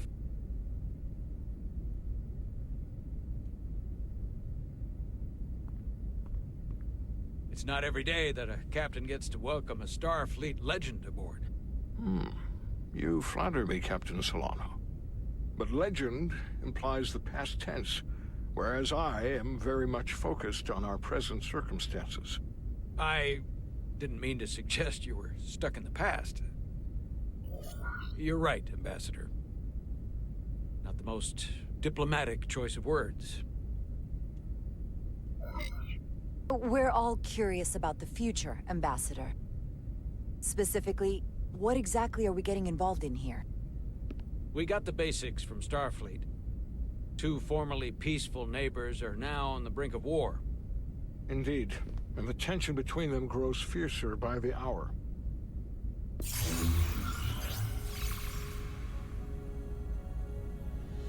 Ilidia and Hotari. Ilidians are the more advanced species. They made first contact with the Hotari over a century ago. This is Tau, the Hotari moon. It is rich in dilithium, and for decades, the Hotari and the Ilidians have shared a mining operation there. The Ilidians provide the technological resources, while the Hotari have served as the labor force. The stability of that arrangement was the source of their peace, until recently. The Hotari have suddenly and forcefully seized control of the mining operations and expelled the Ilidians from their system. They unionized? That is the official story, as told by the Hotari when they requested Federation mediation. But the details remain scant. Communications between all parties have been limited by the ionic interference. How is it the Hotari were able to turn the tables and take the mines against superior forces, especially after decades in this arrangement? Unclear. The answer to that question may be the key to a new, lasting peace, and one that I hope we can uncover during these negotiations. But it is unlikely the relatively primitive Hotari forces would stand a chance against the Ilidian fleet if this escalates to open war. Left unchecked, this conflict will result in more bloodshed, which is what we are here to prevent. And the dilithium trade hangs in the balance. Clearly, the Hotari have been exploited in this relationship. Maybe we can persuade them peace is the more profitable alternative for everyone. They both profited from the mines. And for the Hotari, something is better than nothing. Peace is our objective, after all. That is correct. We can call it profitable or mutually beneficial, but at the end of the day, the Hotari are still being exploited for their own resources. True peace is not merely the absence of war. And as such, this conflict will surely come again. Neither the Ilidians or the Hotari are members of the Federation, so we can't make them do anything. There is an additional complicating factor I should mention. In the past, the Federation has relied on the Ilidians as a source of dilithium. That certainly changes things. Federation sources its dilithium from a lot of places. Yeah, and this is one of them. Well, this is why you make sure that all your supply chains are slave labor free. So we've already played a part in this. Unfortunately, that is indeed the case, Commander Rydek. We're morally obligated to make this right. Hold on. Our only obligation is to negotiate the peaceful resolution of this conflict. Given the Federation's involvement in the Elite... Spock apparently liked that. Notice Jara's keen intellect and unique insights into the dynamics of the Hatari-Ilidian conflict during the mission briefing. How do chemists pronounce unionized? Unionized? dilithium trade. Captain Solano and I must make every effort to appear neutral in these negotiations. What worries me is if this whole thing unravels, and we're at the mercy of the storm at less than full strength. We can't let it come to that. Considering what the ion storm has done to our ship, and the Ambassador's shuttle, we have to assume the Ilidian fleet has had problems with it. Not necessarily. This recent surge in the energy disturbance temporarily levels the playing field. Commander Westbrook is correct. The energy anomalies around the Hotari systems have been noted in the past. But they have never been observed on the orders of magnitude we have seen in recent weeks.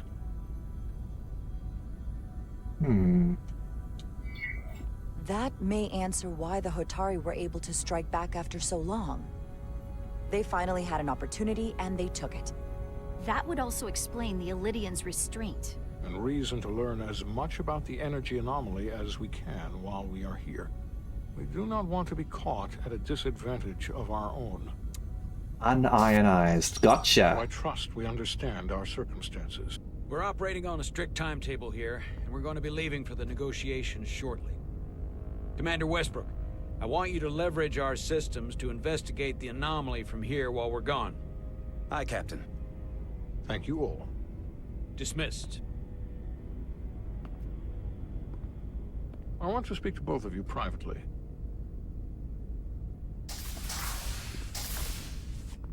Ambassador Spock, I'd like to make a formal introduction. My first officer, Commander Jara Rydek. Commander, as you are aware, there are limits to what Captain Solano and I can do in our official capacity as representatives of the Federation. But someone in an unofficial capacity, your first officer, for example, would not be bound by those restrictions.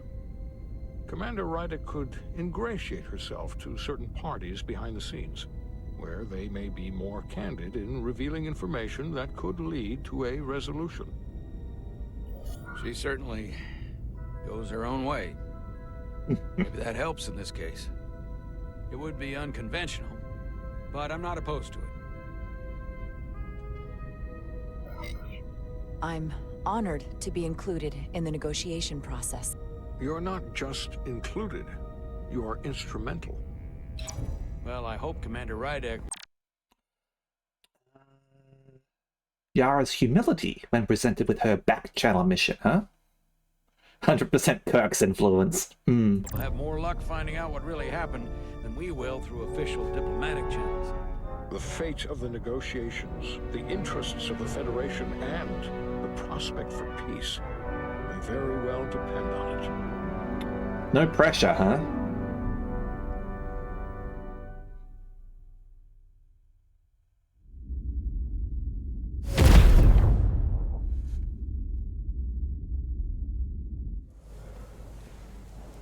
Navigational complexities.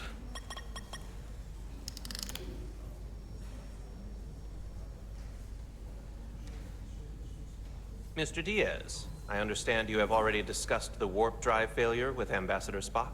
I have. It is imperative that the Ambassador's shuttle be flight ready. I need you both to ascertain the root cause of the system failures he encountered. I'm surprised, Commander. I thought you would have wanted to work on Ambassador Spock's shuttle yourself. I respect the Ambassador and his many accomplishments, but I do not derive any satisfaction from interacting with his shuttle as if it were somehow transubstantiated through its association with him. Especially when I have the entirety of this starship to concern myself with. I am not the chief engineer of this shuttlecraft. The Ambassador asked me to take a look, and I'm ready to crack this thing open. Good. You could learn from Mr. Diaz's focus. I'll take notes. Then I will leave you to it. Make note of any abnormalities in your report. Carry on. One nice thing about Vulcans. Happy that I decided to get onto it. Chovak is the only person who didn't look at this and treat me like I was something to pity. Doc says I should get used to it. Doesn't mean I want to be reminded of it every minute of the day. Hey, you won't get pity from me. I think it makes you look tough. As tough as you really are, that is. And that makes you sound pretty smart. I might need you to save me from myself next time, though. Come on. Let's get to the bottom of this.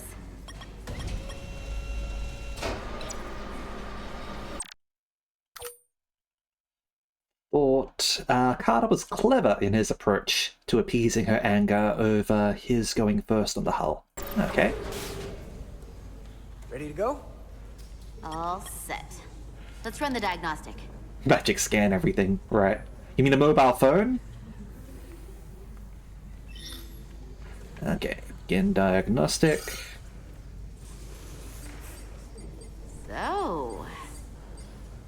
I know about your talk with Miranda. You do? She sent me a Priority 1 dispatch right after your conversation. I'm happy for you. Both of you. Thanks. But I'm only going to tell you this once. Don't let her down. Don't screw this up.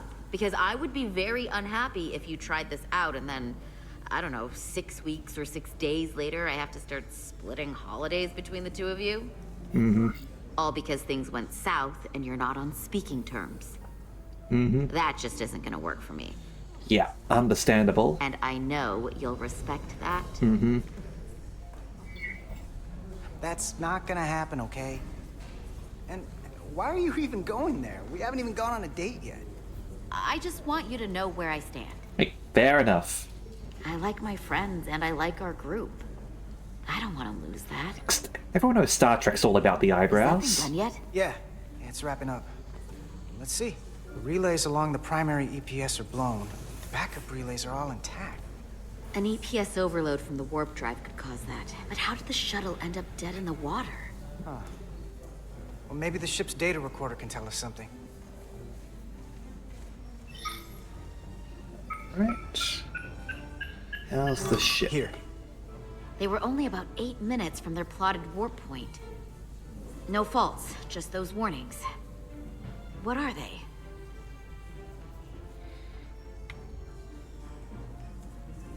What's this one? Subspace variance? Subspace variance out of tolerance. What does that mean? It means the main navigation array lost sight of space somehow. Will the array going offline cause that?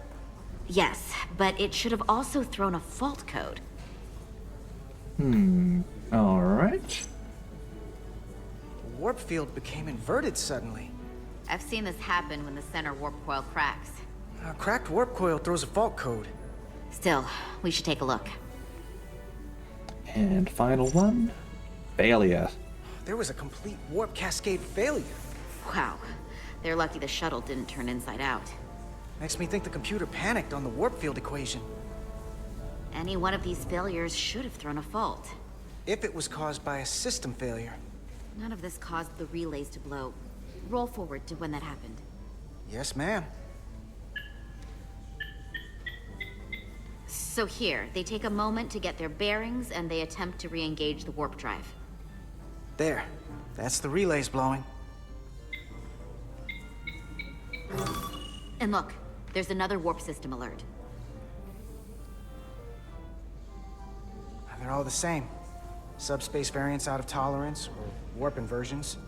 Finally, there's a complete warp cascade failure. Then it's one of two things.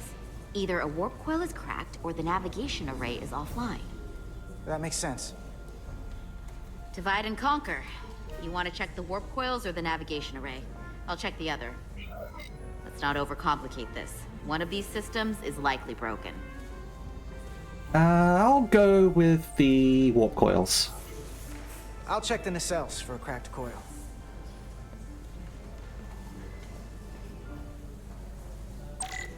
Alright. Tricorder can record and analyze data. Looking through it will reveal the unseen. X is for equipping the tricorder. Yeah, right, trigger for the scanning. Scan the glowies. Must be close to scan. Watch the frame of the screen to see if you're too far away. Yeah, fair enough. Okay. Oh.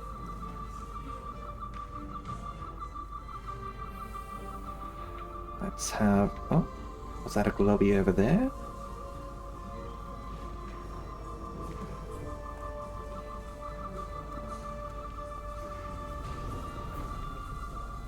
Was it?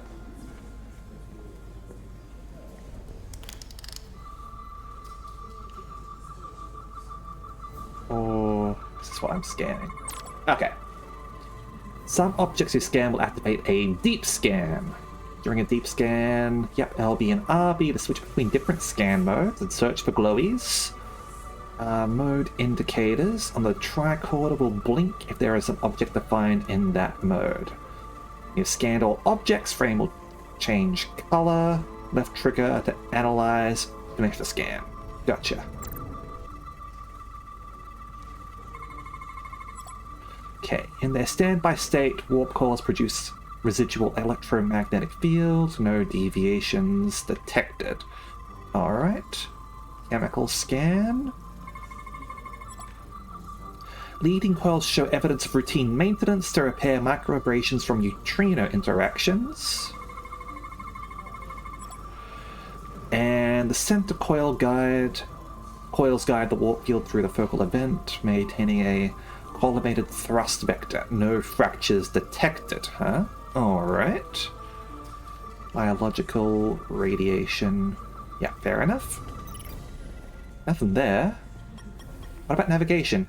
I checked every coil on the port nacelle for imbalances. If any coil in either engine were cracked, I would have detected it. So, it must be the navigation array. Except it's not. Checked and double-checked. Well, the readings don't lie. Here comes the security detail for the way team.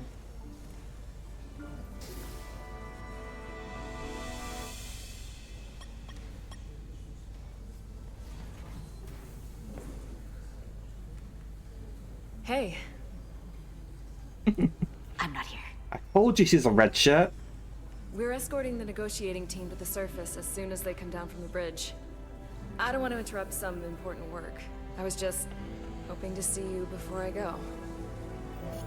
The captain and the others will be here any minute now. Should be an interesting ride down to the surface. Come on, I'm never too busy to make time for you. That's not true. No. But I am glad you came by. Now that's more accurate. I gotta be precise with you, huh? Hey, Maris. Aren't these those button pushers you're always hanging out with? And you're the phaser jockeys we always beat in Parisi squares, right? All aboard for Hotari. That another one of the captain's railroad things? Gotta be. I just usually zone out by the time he gets to the whole, steam engines were the warp drives of their day part. Catch y'all later. Don't die. You don't want to miss your train. Choo-choo! I do have to go.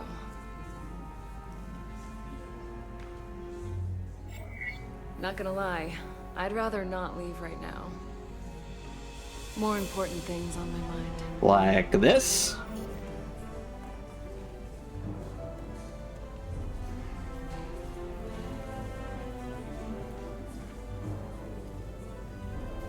That was nice. Yeah, it was. Save some of that for when I get back. Please come back. You've got a deal.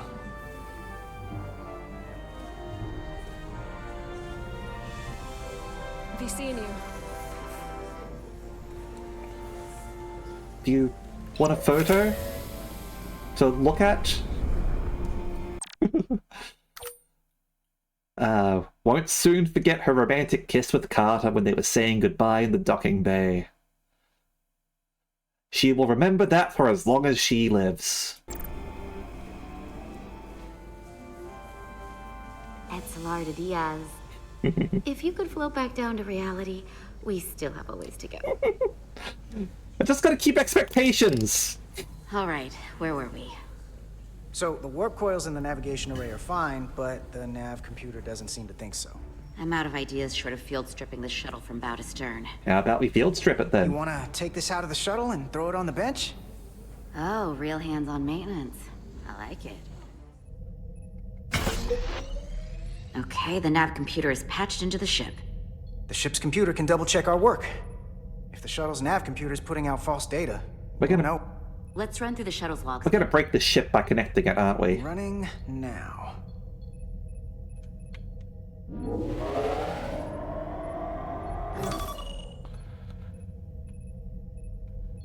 Same. Warp field inversion and a cascade failure. However, the Resolute computer doesn't show the same subspace variance. We're in the same conditions that the shuttle was in when it failed. Why wouldn't the ship's computer get a matching result? What if the subspace variance was a momentary occurrence? That's a possibility, and it would explain why the simulation under our current sensor readings failed to reproduce the issue. But a subspace anomaly strong enough to cause a warp field collapse would leave graviton ripples for days. Let's run with the momentary subspace variance theory for now. Roll forward to the shuttle's attempt to re-engage the warp drive. We need the conditions of space around the shuttle at the moment of warp failure. Resuming simulation.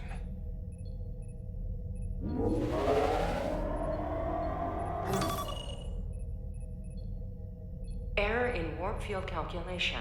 Cochrane formula variables are out of range. That right there. Take the shuttle sensor data from that moment. Computer, why did the warp field calculation fail? Warp field pressure returned non-orthogonal. Results are undefined. That doesn't help. Wait, what if we use a different ship? Put the Resolute into the simulation instead of the shuttle. Yeah, it should warp just fine. Unless... Computer, run the simulation with the Resolute. Resolute simulated. Computer, give me manual control on the warp power. Please don't blow up. Static field intensity, warp 1.1. 1.2.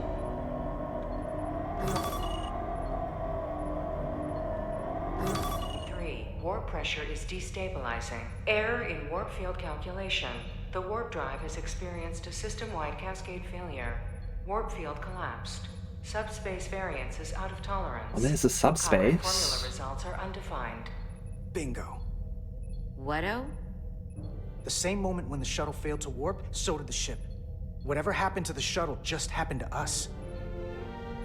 The Resolute will not sustain warp. We can't leave Hotari space.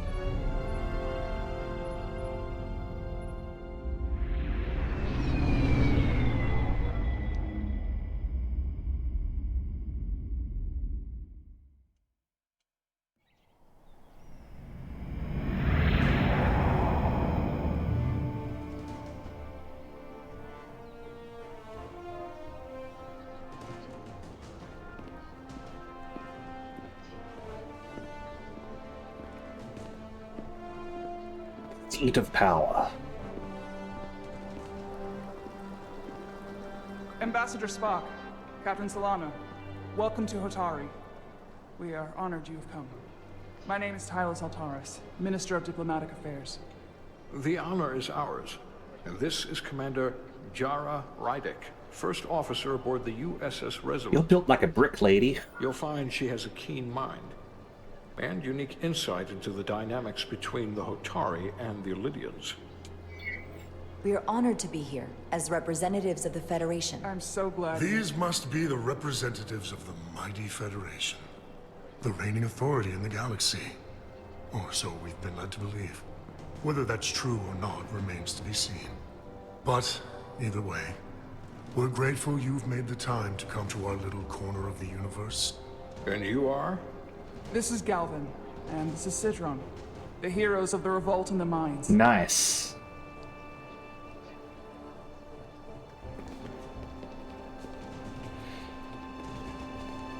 And you must be the capitalist bastards. Let's hope this is the last time we ever have to come here. If you'll excuse me.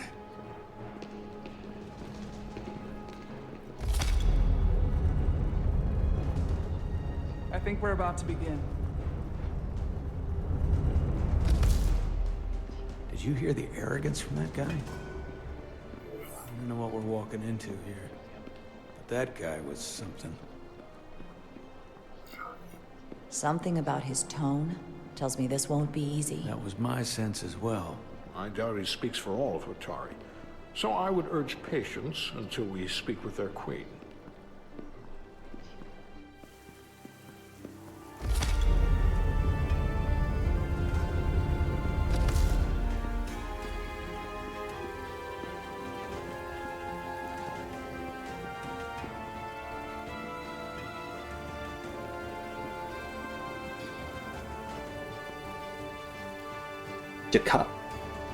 Jakar from Babylon 5.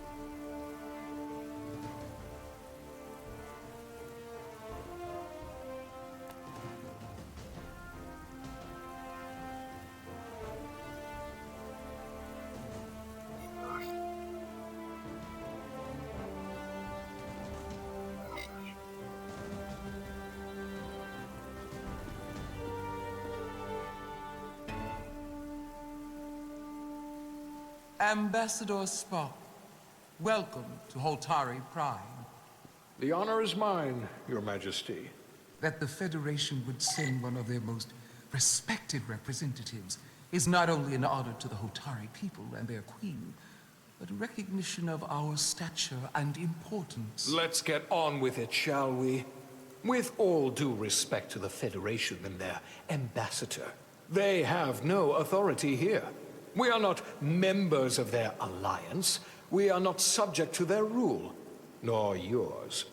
We demand the immediate return of all mining operations to Elydian control, as it has been for centuries and will be for centuries more.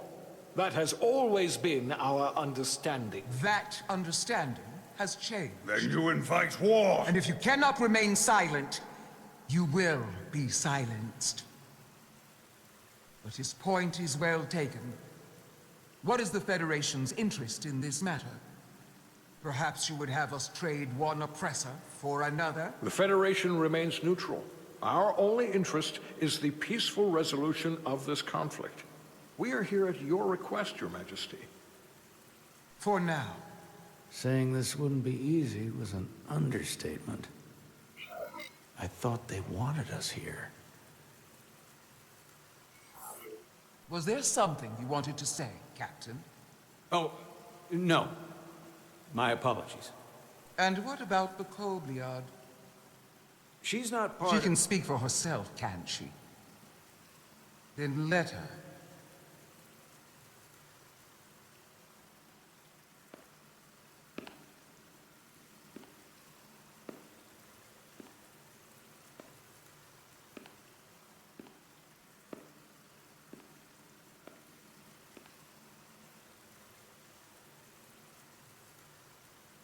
Now then, one should know their place. What you might be somewhere else is not what you are here. Which is standing before a queen. And a queen deserves respect. A bow is not too much to ask. Is Hotari Prime, heart of the Hotari system. I am unfamiliar with your customs, Your Majesty. We may not be a powerful civilization in your eyes, but we are prideful people. You are Kobliad. Your people suffered brutal treatment at the hands of the Cardassians. Their injustice towards the Kobliad is as unimaginable as it is unforgivable. Not unlike how we have been treated by the Elydians. As much as they'd have you believe they are the victims here, remember it was the Hotari who attacked us. Hundreds of innocent Elydians were slaughtered without mercy in those mines. The blood is on their hands, not ours! Quiet! If after all the Kobliad suffered, you finally had the chance to right that wrong, to get out from under their control, would you take it? Or would you negotiate a peace?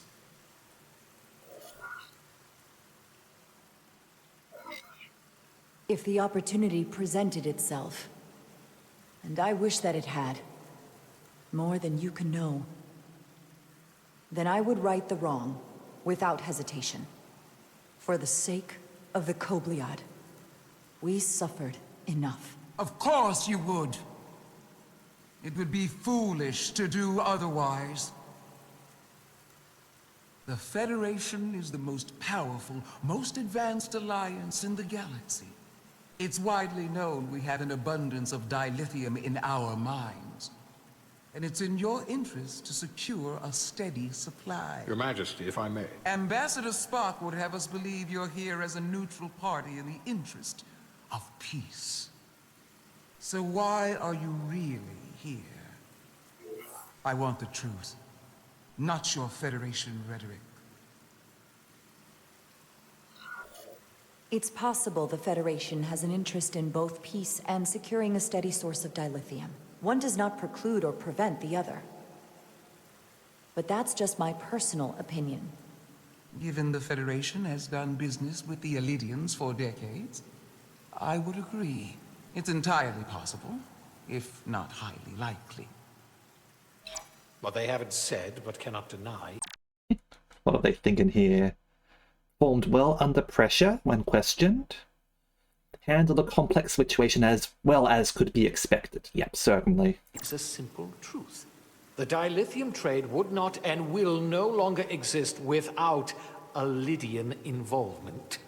We created it for the benefit of everyone, especially the Hotari. You should be glad you've got a job. We've given them warp technology. We've let them share in the profits. We've made their lives infinitely better than before dilithium was discovered. That sounds very colonialist to me. Goes away if the Federation turns a blind eye to their treachery. That is enough of your lies!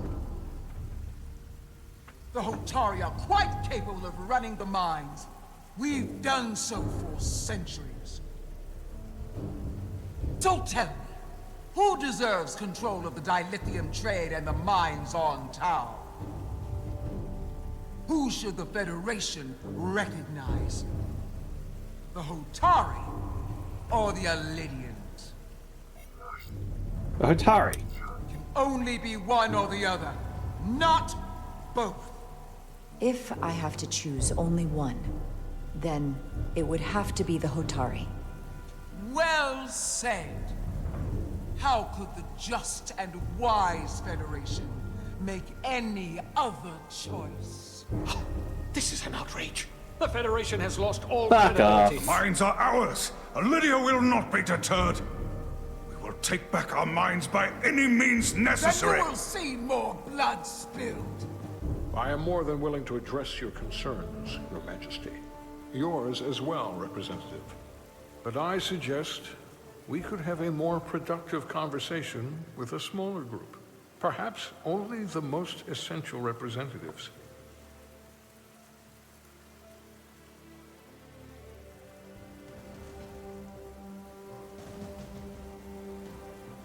I suppose there is some sense to that.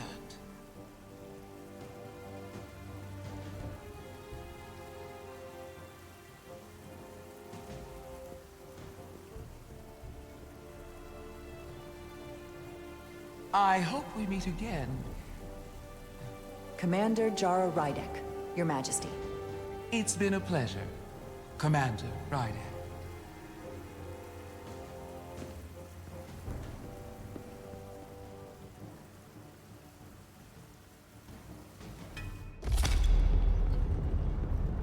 Even if it had given me a third choice there, I would have chosen the Hotari.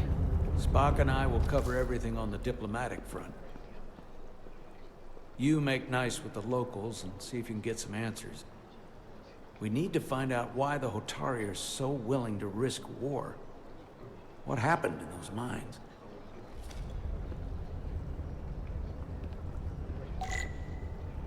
Speak with members of each faction. Very well. The Captain and Ambassador have it handled. I've got my own mission.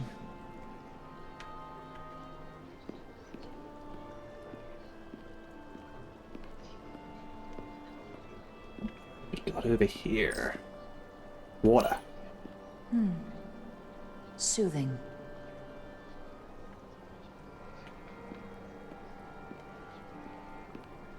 Can we overhear anything here? Yeah, alright. Commander, I'm glad you've chosen to side with the Hotari. It is, 100%. I knew the Federation would see through the Elidians' baseless claims and protect the interests of my people. The Hotari have suffered enough at the hands of the Elidians. I couldn't agree more. I assume you were there the day the mines were seized from the Elidians. Not seized. Reclaimed. And restored to their rightful owners. Yes, I was there. We had to be decisive. Before the Elidians could even realize their worst nightmares upon them. I'm curious why the Elidians haven't fought back. They have the ability to retake the mines anytime they want. Ability is one thing. Courage is another. The Elidians know any hostile action on their part will not end well. They respect one thing above all else, and that is force. The greater the force, the more certain the outcome. Any talk of making peace is just that, and worth little without the strength to secure it. Which makes me wonder about your ship, the Resolute. Oh dear, it's... Undoubtedly the Federation's finest warship. It's not.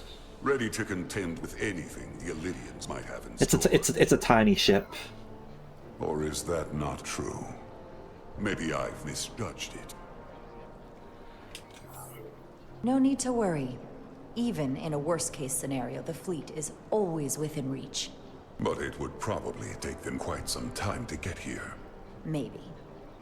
Or we might have other ships in the sector. Of course. Sidron. A pleasure meeting you, Commander. I'm sure we'll cross paths. Deflect! Again. Deflect!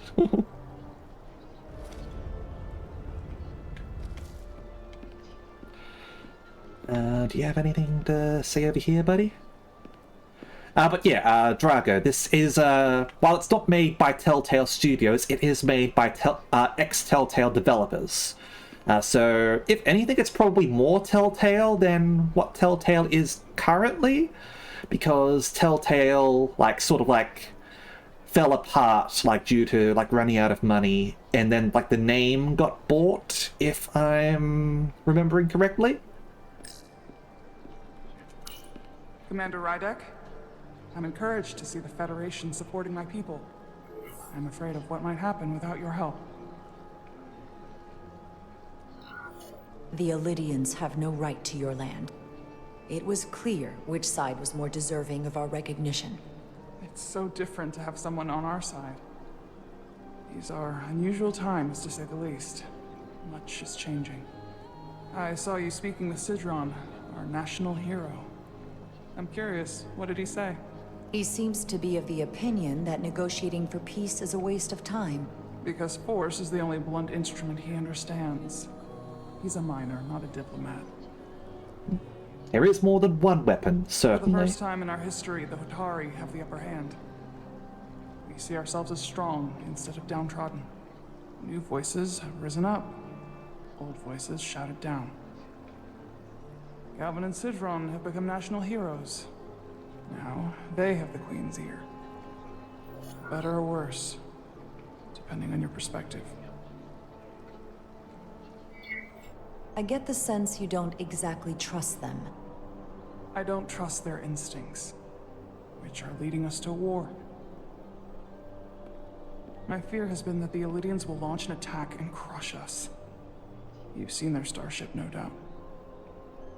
They could have retaken the mines whenever they wanted to, but it never happened.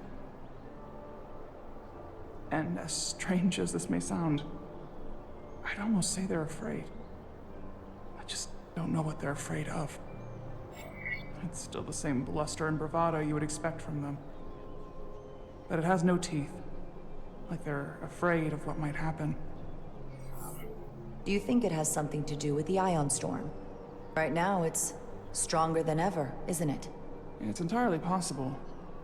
I'm not a scientist, but I do know the storm has knocked out all kinds of systems. So maybe the Illydians weren't willing to risk their ships, given all the interference.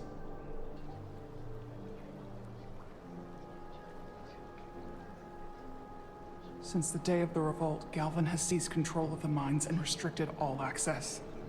No one's allowed without his personal authorization.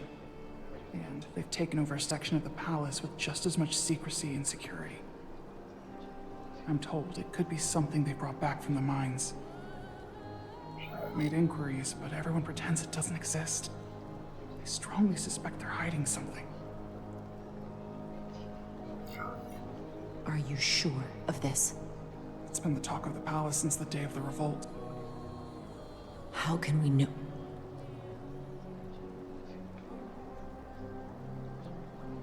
I'd better see what's happening. Do you think you can find out what they're hiding? I need to see proof of something before I can make my case to the Federation.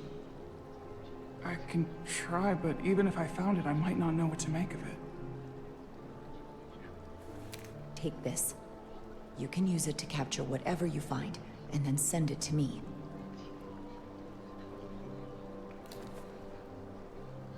Thank you. I will let you know what I find. And I look forward to our meeting again. I'll see what's going on, certainly. Sorry, I couldn't help but notice you were speaking with the Hotari this whole time. I figured in the interest of fairness, I should offer another perspective. Of course. Very well. I'm probably not telling you anything you don't already know, but these negotiations rely on the Federation's neutrality, as does any hope you might have for a supply of dilithium in the future. So, why you would choose to side with the Hotari escapes me. Without Illydian involvement, there is no dilithium trade. But clearly, you weren't aware. Of all my concerns, dilithium is not one of them. I could care less about securing a supply, now or in the future. I'd be curious to know if the rest of the Federation shares your indifference. Major Solid Arminta, Special Attaché, Illydian Armed Forces. Pleasure to meet you, Commander. I have my issues with the Hotari, but I have to give them some credit. They know how to seize an opportunity. Inciting an uprising the same day as a massive once-in-a-lifetime ion storm. Our assumption was that this storm was just an anomaly. Yes, a very convenient anomaly. At least that was what we were told. Of course, I wasn't there. But who am I to say otherwise? Something tells me there's more to the story. So what really happened? Well, the official story is that it was the storm that enabled the revolt. How else do a bunch of unarmed, unorganized miners seize control of an entire moon, much less thousands of mines? But I've talked to people who were there. They tell a different story. They say they're lucky to have escaped with their lives. That it was more than just the storm. That somehow the miners were able to harness the energy from the storm. I know it sounds crazy. I'm not even sure I believe it myself. But that's what they said. You said the Hotari were primitive. Well, they are. Except for the part about weaponizing ion storms.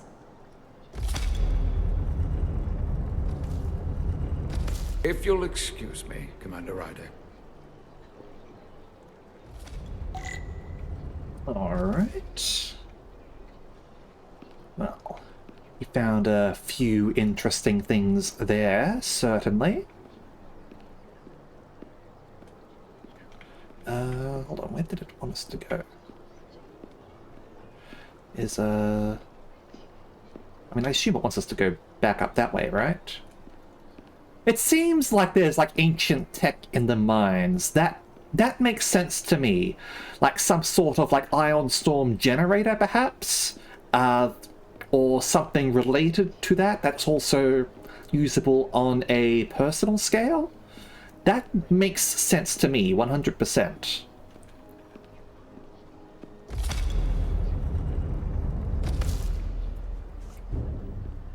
Well, that was a disaster. What happened? The Hotari refused to concede anything, so the Elydians stormed out. The Hotari did not invite us here as peacekeepers. I hope your efforts were more fruitful than ours.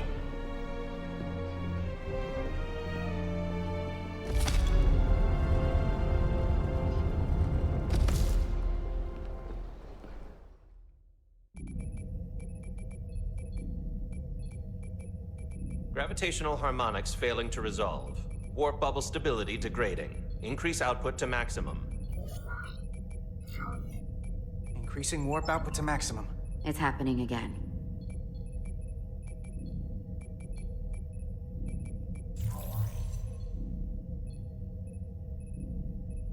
It is evident that presently, the Resolute cannot achieve warp propulsion. Since our diagnostics rule out any problems with our warp systems or anything about the ship, the problem appears to be the fabric of space itself. Space itself? You're saying something about this region of space prevents warp travel? Prevents it, or can't sustain it. However improbable, that appears to be the case. Four heads are better than two. Otherwise, it'll be an extended stay in the Hotari system.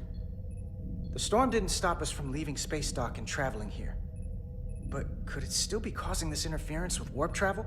We must follow sound investigatory principles. Do not let an assumed conclusion drive your analysis. Sometimes we need a little inspired thinking, Mr. Chovak. Captain Solano is on his way back from the negotiations, and I want to have some answers for him when he gets here. Indeed. Given the facts at hand, we may be able to deploy subspace probes around the ship to construct a clear picture of the phenomenon. Around the ship. I'll prep a shuttle. The scientific method.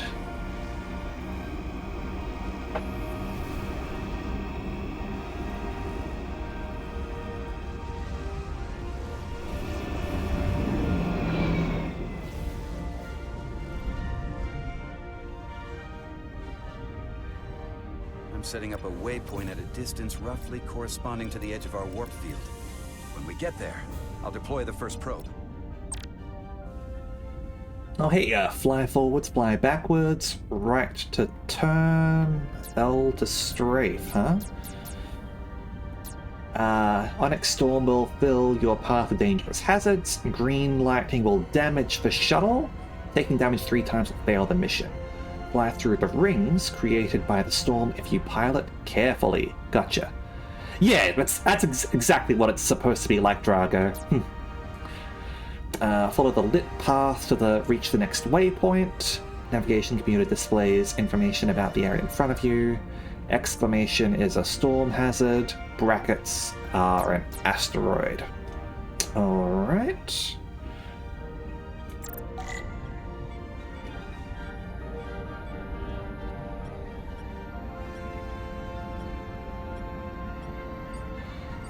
I don't like that the control stick's not working in the way that I would like it to. Commander Westbrook, the Resolute systems are calibrated to receive the probe's readings. We are standing by to reproduce the warp field collapse after the first probe. I like it inverted. Thank you, Mr. Chovak. We'll be in position shortly. And, Mr. Diaz, do take care in piloting the shuttlecraft. Now is not the time to indulge in the human penchant for joyriding. What about sightseeing?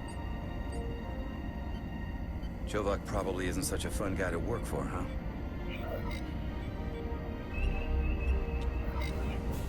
Nah, I just don't take it personally. At least I try not to. That's a very mature answer. Shows a positive attitude on your part. Remind me of it when I start complaining to you about the ship's new first officer.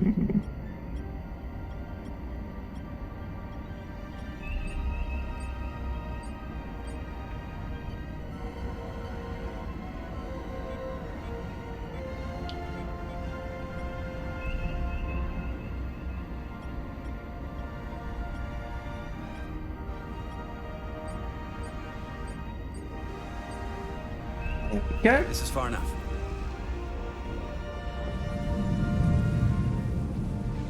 Transporting the first probe into position.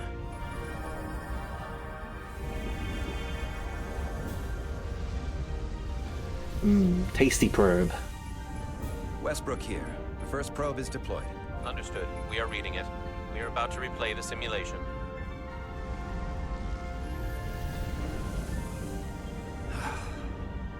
Problem? Just can't get a handle on her. Commander Rydek. She rejected my plan to use a deflector pulse against the storm surge. But on the other, she did listen to my advice and use the whole polarity trick to get you through that excursion alive. I'm not saying there's anything wrong with the new XO. I'm sure she's a fine officer, even if we don't see eye to eye. But she didn't go through what the rest of us did. You know that. And it's hard to figure out why she'd be the one Solano chose instead of, well, one of us.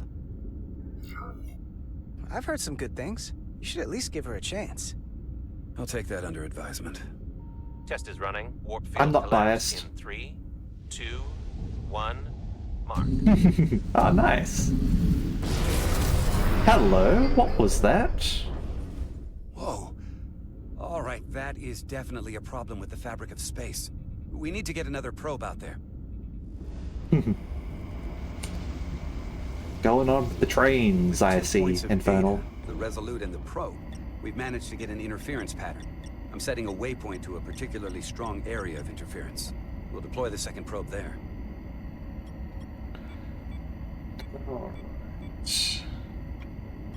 Listen, I'm gonna give you a piece of advice I wish someone had given me. What's that? Make sure you're never just one thing. And don't get so focused on what's in front of your face that you lose sight of the big picture. Before Rydek showed up, the captain pulled me into his ready room and told me he didn't think I had the people skills to be first officer. What a load of crap. I mean, if he'd said that about Chovak, sure. Is that why you're being so friendly to me? Politics? That would be clever, but I think you give me more credit than the captain does. You're all right, Diaz. Oh, I haven't played Dragon's Dogma, no. You're a capable engineer. You're good in the field. Keep up the good work, and who knows? A solid jack of all departments like you could be Commander-in-Chief of Starfleet one day. Hell, Admiral Jellicoe started as a shuttle pilot. And there are places to go in the enlisted ranks, too. Of course, if you get an officer's commission, they'll put you on another ship. You know, I'd be the best leader Starfleet ever had. Lower decks always have to fix all the problems Command causes. Maybe I'd just save everybody some steps. Well, don't forget about us little people when you're running things. Of course not. You gotta remember where you came from. He liked that, huh?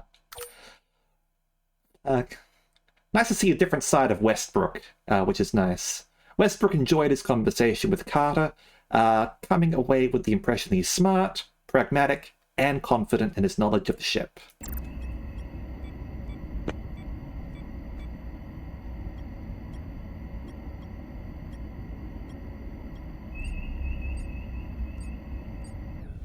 Here, this is close enough. Stop the engines. Deploying the probe.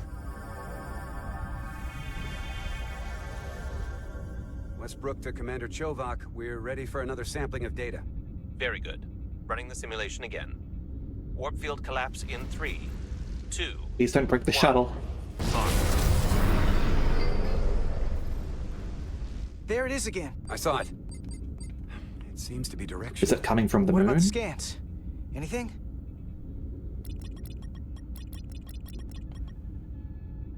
Here's the readings in relation to our local space. We've got the Resolute, Otari Prime, and the probes. All this interference is overloading the sensor buffers. We're gonna have to triangulate the sensors manually. Alright. What have we got here? We got something. These markers indicate peaks in the gravimetric interference patterns. Let's see if I can find some more.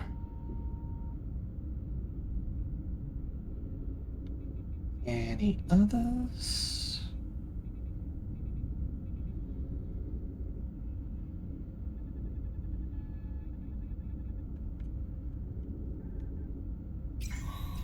There we are. Hold up. This is coming from the moon. Yep. A beam that blocks warp travel. Aimed right at us. Someone is doing this intentionally. I don't know how they're doing it. This is like nothing I've ever seen. Why would they be doing this? We came here to help these people. And now we're getting hit by some warp-killing weapon? Now, look here. It's the current readings of the ion storm. These concentrations, they line up with the interference pattern.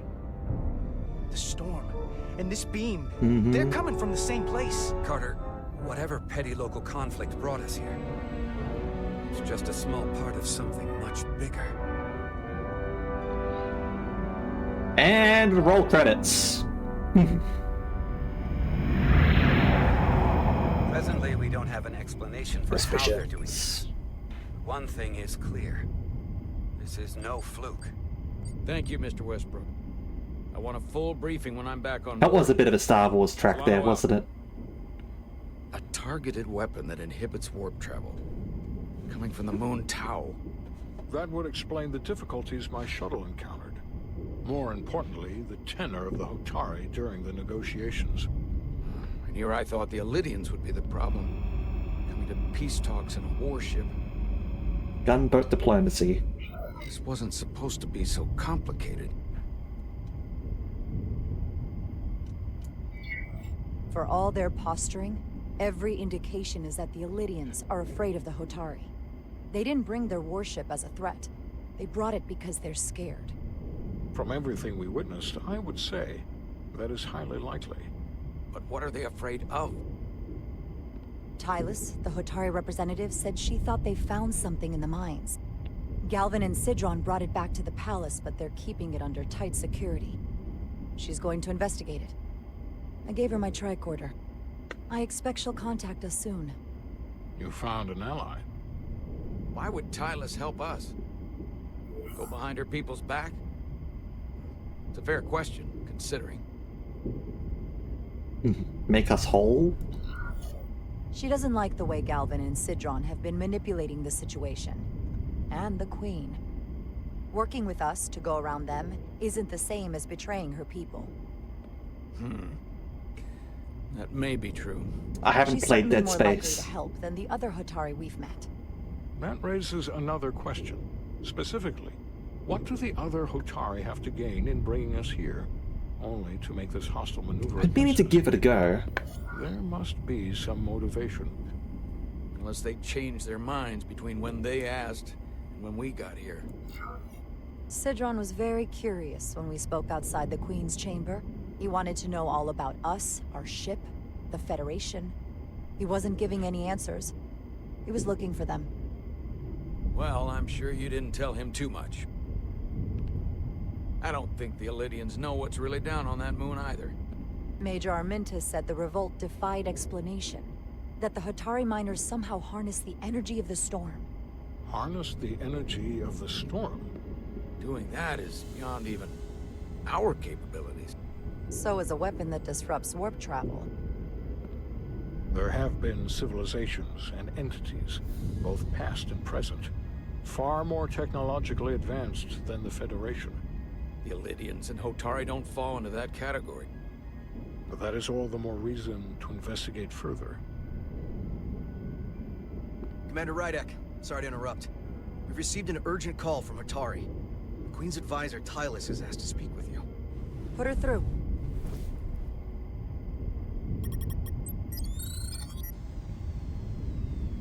Galvin and Sidron are still with the Queen. I've enlisted help to gain access to the room they have under guard. I don't have much time. I'm not supposed to leave my post. It's only for a moment. I so appreciate your help.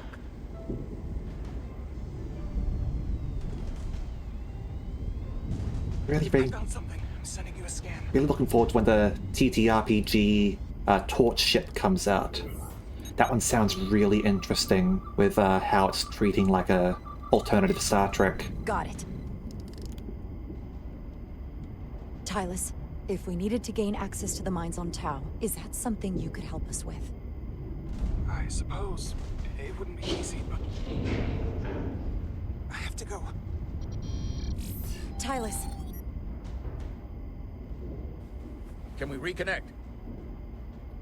I mean, she might not be in a good position right now. Sorry, Captain. We've lost all contact. We can only hope she escaped without harm. It was hard to tell.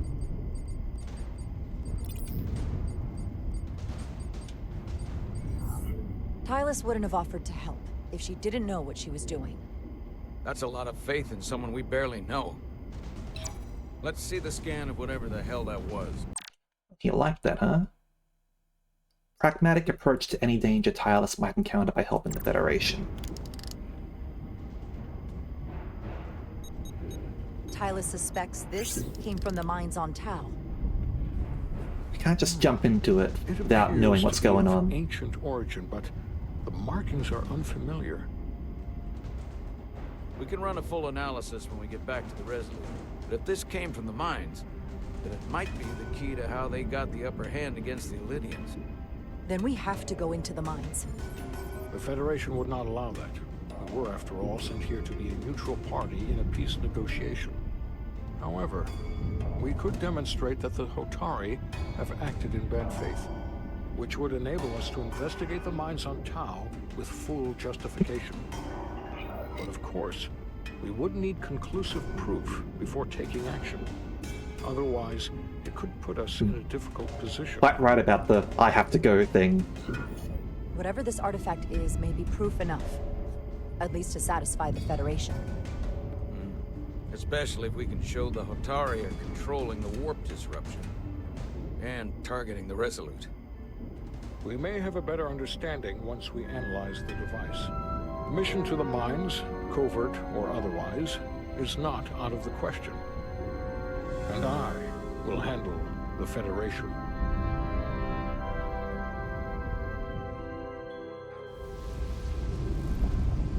As I was telling Carter, I want all the data I can get on this warp problem.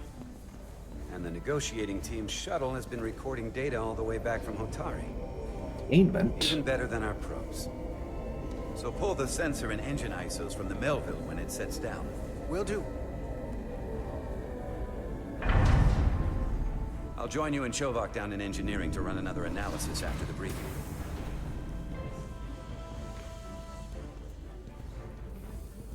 I didn't like this warp problem when we thought it was some astronomical anomaly. And I like it a hell of a lot less now that we know someone is doing it to us. How does it work? What do we even do about it? What do you say we pull these chips and find out? Took some damage on the way.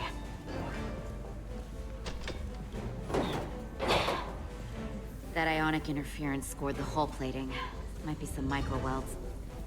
Let's try pulling together. All right.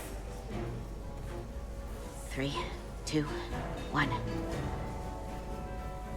We'll get back into it. It won't budge. Gotta be the storm damage.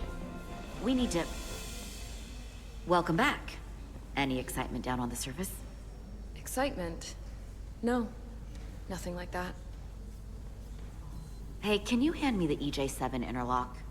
From the toolbox. I don't know what that is. Not much use for one on a security detail, huh? Carter? Yeah, I'll get it.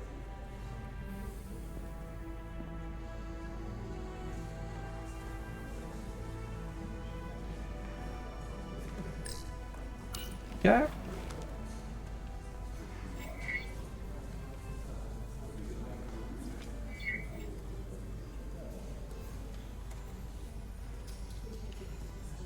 Okay, I'll apply pressure while you decouple the panel.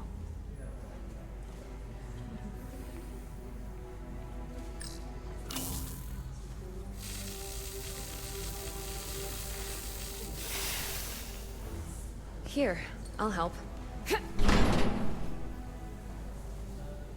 Flirting not allowed. But dealing with dangerous tools here, we might get injured. Open up and say ah. Thanks for the hand.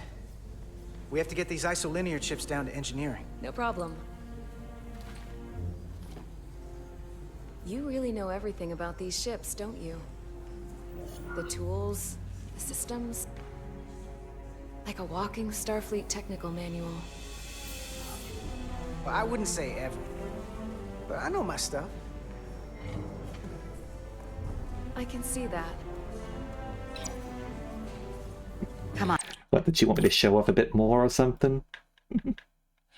Notice Carter's usual confidence was tempered by some much-needed humility when she returned from Hatari.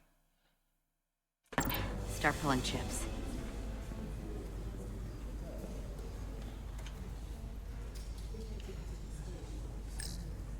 Yeah. And... And... And... And... And... And... Oh. Both hands touch it at the same time? Hello? What's this? Some kind of crystal formation?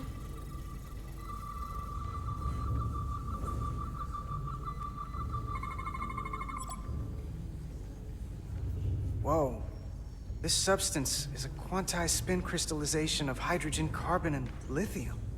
It's emitting tetrametric pulses at an interval of 3.8422 seconds. Quantized crystallization isn't natural. I mean, it's only theoretical as a means to engineer matter on a subatomic level. What's it doing in there?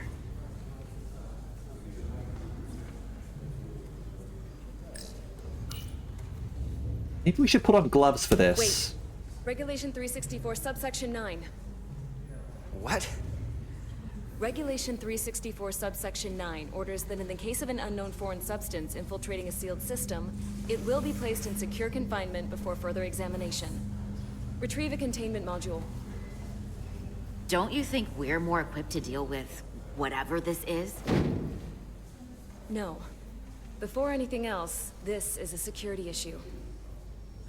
You don't even know what this is. Which is why we need to study it. Once it's contained. Can we leave it there for now? And report it to the higher-ups? Just leave it there for now. Messing around with it could be dangerous. At least until we know more.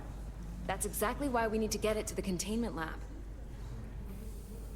I can't make an exception just for you. I'm still going to report these crystals to Commander Westbrook when we send the shuttle data. And I will inform my superiors. I'm taking this just as seriously as you are. But I overheard talk about the warp disruption on the shuttle. Now these crystals? Maybe this situation is more than we can handle with just a science vessel. We could trigger a distress call, get Starfleet to send more ships. Or I could send a message to my old CO on the Adirondack. Get some combat-tested vessels. We shouldn't do this alone. Miranda, you gotta be more careful. Someone hears that, they could think you're talking mutiny. I'm just trying to figure out how we can help. You could suggest that to the commanding officers, but you don't just stand back. send out a call, like, on your own. Get this to the containment lab. We'll get it set up for you. I'll let you know when it's safely confined. Oh, we'll be there. Last thing you want is to study this down in main engineering and have it explode next to the warp core.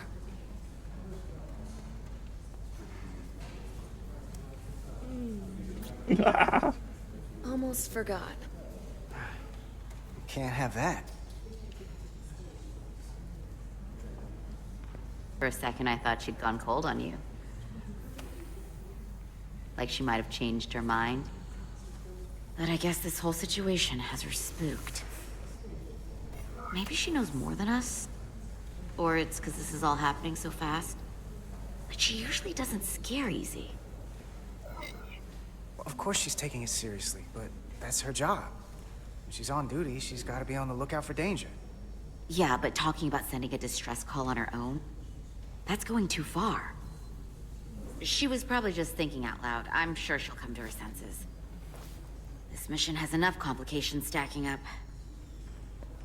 Now, we'll get through it.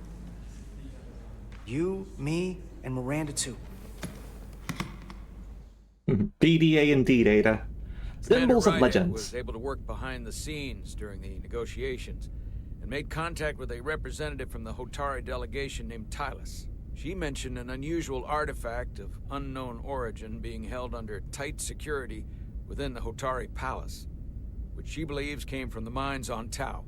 Now, this artifact might have a connection to the revolt, to the storm, and to the warp disruption we now know has been targeted at the Resolute. Commander Rydick, if you want to take it from here. Of course. Tylus managed to infiltrate the heavily guarded location within the palace and sent us these scans using my tricorder. It appears to be some sort of control panel, possibly connected to the warp disruption weapon originating on Tau. Of particular interest is this symbol, which we couldn't identify the origin of. The Federation database has records from a vast number of civilizations. If anyone from Starfleet has come across this before, the system should recognize it. Cross-referencing with Federation records. Displaying symbols from Federation database with a 90% probability of match or higher. Select a symbol to further analyze. Alright, find a matching symbol in the Federation database. So, let's compare. Nope. Doesn't look like it to me.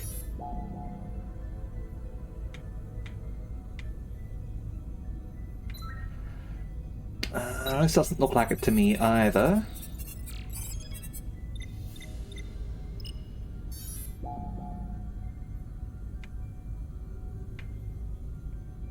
Let's continue closer, but I don't think so.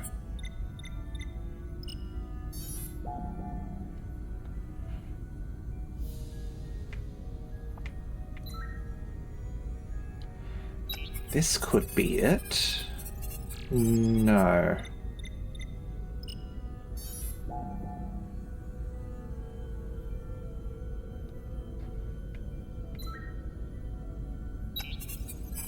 Up here. Nah.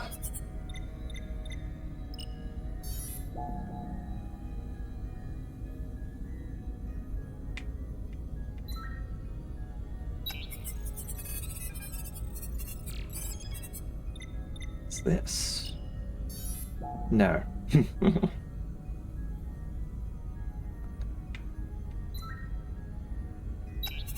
This one's spiky.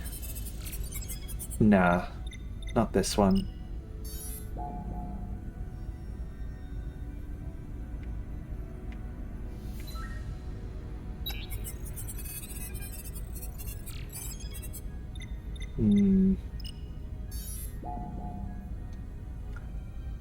Maybe we should just go straight to the one that it is instead of...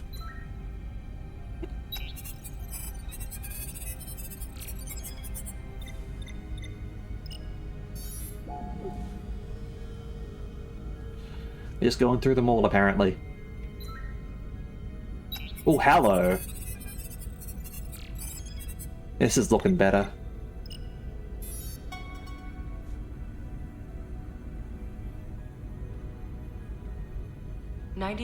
.2% match. Got it.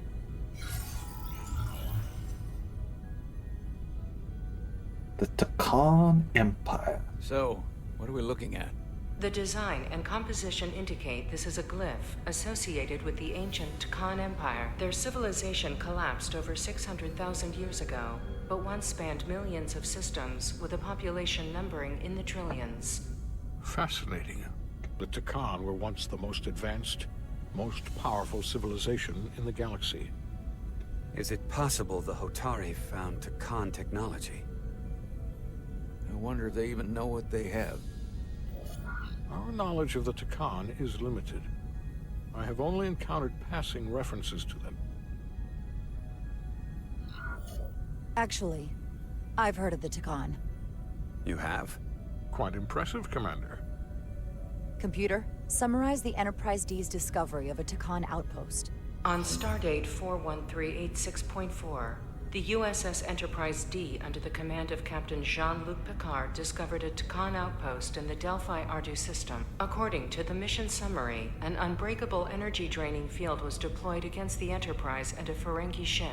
The Enterprise was only able to escape after negotiating their release with an entity known as Portal 6-3, Guardian of the Tkon Empire. Unbreakable energy draining field. It starts to make sense. What else is there? There's a lot here. Let's take it piece by piece. Select the aspect you wish to learn more about. Someone from the Tkon Empire is actually still around. Or at least was, 16 years ago. Computer, what other information do you have on Portal 6-3, Guardian of the Tkon Empire? The entity known as Portal 6-3 is of an unknown nature. A biped humanoid, he was unaware that the Tkon Empire no longer existed at the time of the encounter. He was able to control the crystal-based technology of the Tkon outpost through apparent telepathic means. It was by his choice that the Enterprise was released from the energy draining field, after Commander William T. Riker of the Away Team argued on behalf of both Starfleet and the Ferengi. Telepathic control of their technology. As I have said, they were the most advanced civilization in the galaxy. React to unstable elements over time, lead to internal warp field anomalies, reverse irreversible organ damage. Well, hopefully not. What sort of planet is Delphi Ardu 4? Delphi Ardu 4 is an M-class planet, a barren rocky world with little to no vegetation and frequent ion storms. The giant crystals that grow there absorb energy, but it is not understood how they do so. The entire Delphi Ardu system, consisting of 11 planets, was considered completely uninhabited until the encounter with Portal 6-3. Frequent ion storms. That can't just be a coincidence.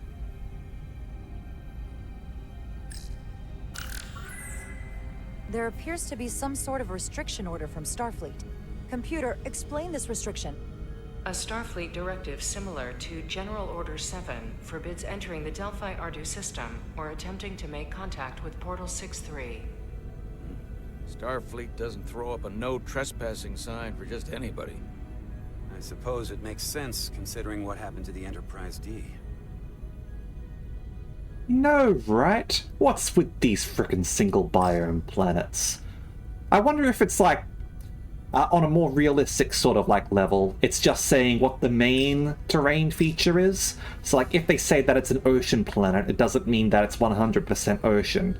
It just means that it's like 90% ocean or something like that. Or if it's like a forest planet, it just means that there's a lot of forests there, and there are still places where there's like desert or grassland or mountains or whatever. The technology to capture and hold the Federation flagship would have to be unbelievably powerful. Computer, what else can you tell us about the energy-draining field the Tkon used? The Enterprise D was unable to break free on its own. The precise nature of the technology was never fully understood. Only that the crystalline technology used was beyond the comprehension of then-current Starfleet science. The engineering team found a quantized spin crystal formation in the shuttle you took to Hotari. They registered tetrametric radiation coming from it. We have Tkon technology on board right now? We might. I'll run a full analysis in the containment lab. The Elydians should have crushed the revolt. But if the Hotari have Tkon technology and can control it, I see why they're willing to negotiate peace. For all we know, this could be just the beginning. And we're up against something greater than we can imagine. This kind of power in Hotari hands, it could be dangerous. For everyone. Agreed. Which is why we should find a way to neutralize it if we can. If it helps. We've been able to triangulate the source of the ionic interference and warp disruption to a specific mine on Tau.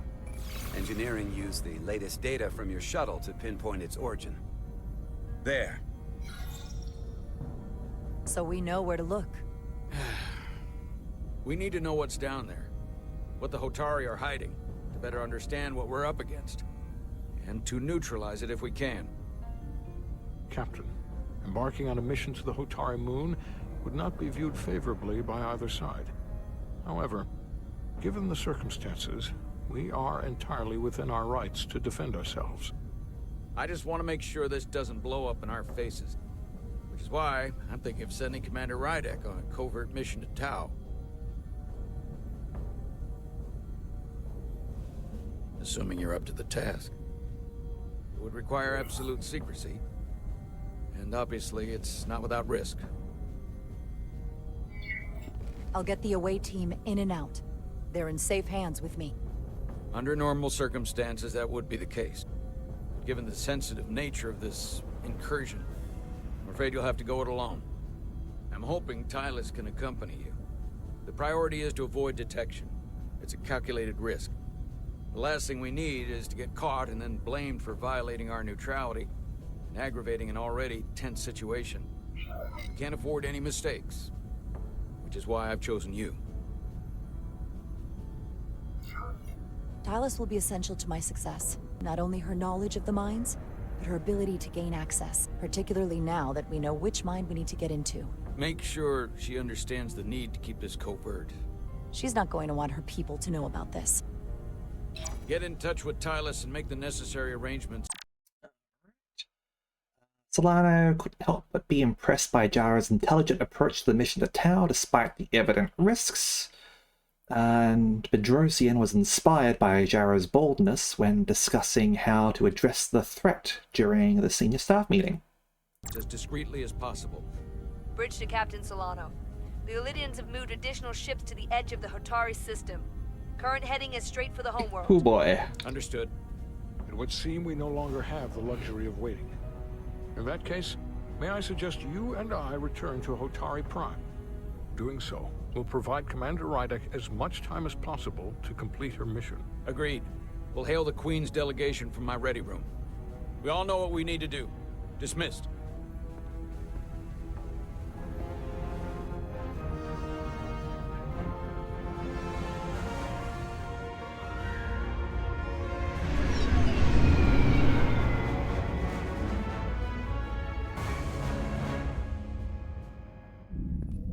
Lost and found. Petty Officers Diaz and Edsolar, where is the crystal formation that you found in the shuttle? I have tasked Ensign Calloway with performing a full analysis of the tetrametric pulses. Security brought it to the containment lab. I was just there. They don't know anything about it. Security never checked it in. Miranda never got there? She's the one that had the crystal formation? Yeah, her and the rest of the security detail from the negotiations. Diaz, Tamaris. Try her again. Commander Westbrook to Petty Officer Miranda Maris. Respond. Something's not right. She's still on the ship. Problems. She has to be. Problems for the away team. Locate Petty Officer Miranda Maris. Petty Officer Miranda Maris is in the isolinear storage array on Deck 5. I'll go find her. Good. I am sure Mr. Diaz can attend to this on his own.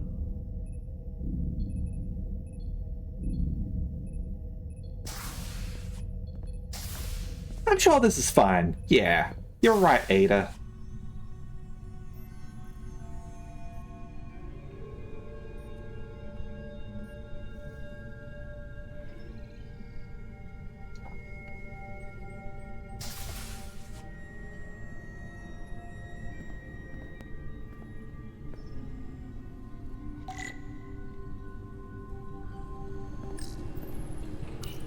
Are you in the server? Someone improperly pulled these isolinear chips.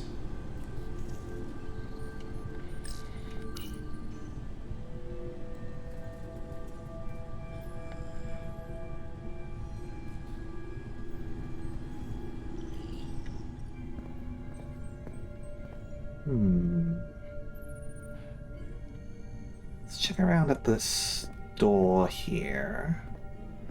Nope, not there. Inside job, execute the crew.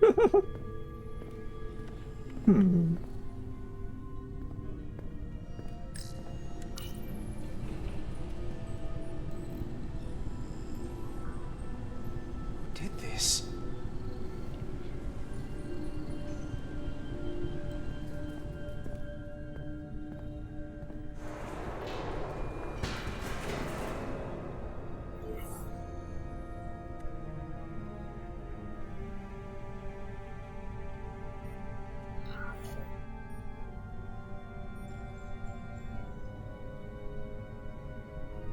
She was acting a little bit sus earlier.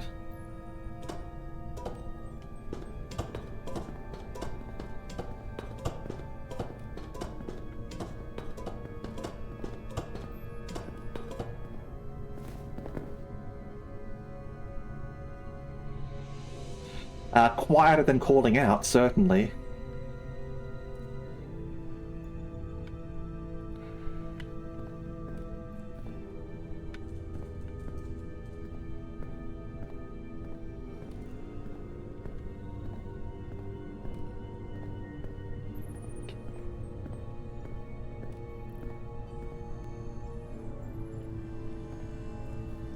More chips.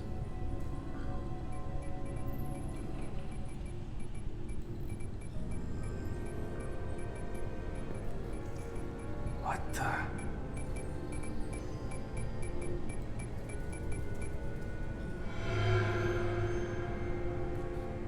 Oh, it's just you. I'm busy right now. Why don't you come back later? I called you on the comm badge. Twice. Commander Westbrook, too. Why didn't you answer? Oh, I guess I was just caught up in my work. But I'm through here, so I can't stay and chat. I have other things to do. Sorry you came all this way for nothing. But hold on a second. Commander Westbrook said the crystal formation we found in the shuttle never made it to the containment lab. He sent me to find you. I don't know why he'd say that. I brought the crystals to the lab myself. Whatever he told you, he got it wrong. All I know is where I left them. If that's the case, let's both go down there and find them. It's that simple. I don't have time for that. I have work to do. Look, I appreciate that you came to check on me, but I'm fine. You worry too much. We're on a starship. Nothing's gonna happen to me here. I'm worried because you're acting strange. 1 minute you're citing regulation to take the crystals, and now you don't seem to care that they've gone missing. And what are you even doing in here? Will you drop it? I don't like being interrogated, Carter. Hey, wait up!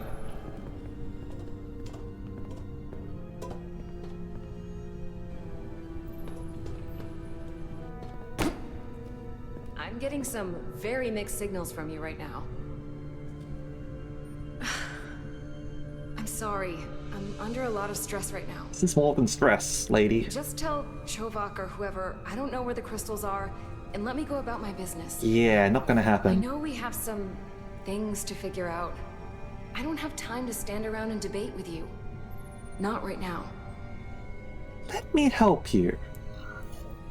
I want to help you, but you're not making it easy. Then I'll try to make it simple. You don't have to say anything at all. Miranda, hold on. No. Get out of my way.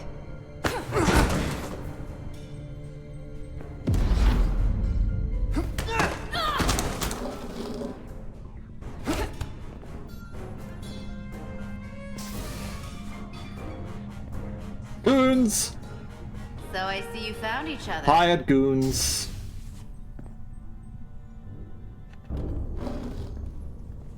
You were taking so long, the commander sent us to see what the problem was. Diaz, you were sent here with specific orders, and fighting your crewmate wasn't one of them. What the hell is going on here? Let's just let them explain. I'd like to hear that, because I know what it looks like. There's something seriously wrong with her. She's not herself, I'm telling you. What does that mean? It doesn't mean anything. Well, for one, she was copying data onto this. This drive is unauthorized. There are ISOs all over the floor. And that's why I was in here, investigating this situation. And when Carter came looking for me, we got our wires crossed. It wasn't anything more than that. Even if that was true, it still doesn't answer what happened to the crystal formation that she took. And she isn't helping. I can't tell you what I don't know. I brought them where they belonged, and that's where I left them. I don't know what's going on here, but I think we need to call it into security. She can explain herself in the brig. Hold on a minute. We don't need to put this on anyone's permanent record. Carter said you're not yourself. If something's wrong with you, we should head to sickbay and the doc will fix you right up. Yeah, I haven't felt right since I came back from Hotari. I think I should see the doctor. You two know her? If you really think she's not well, we can take her to sickbay first. But what I know is this is a security breach, and we should treat it as such. Please, just let me go see the doctor. She did have a bumpy ride back on the shuttle. Come on, Carter. No. We should get her taken care of. You better be sure about this. This is Petty Officer Diaz. I need a security team to Deck 5. This is unbelievable.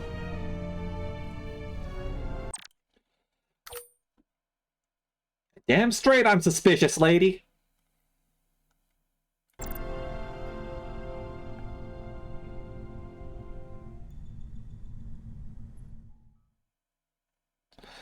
We can get a medical team to look at you in the sick bays, in the brig, certainly, but we need to be certain about what's going on here. Exactly, Kuro. You can still get her checked out in the brig, and if she's been compromised, like, that's not gonna go on her record. That's not her fault. What lies beneath?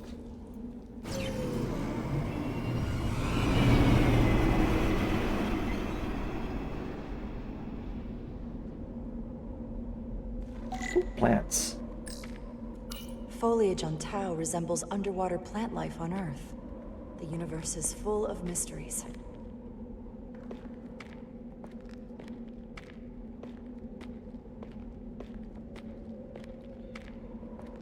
But yeah, there's quite possibly something medically wrong, 100%. But, like, if there is, like, even if it's a medical problem, you gotta be suspicious.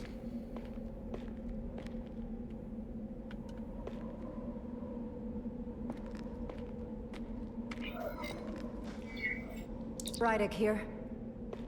This is Irma. Any trouble getting to the surface? I'm really starting to miss transporters. As long as this storm is around, you better learn to like shuttles.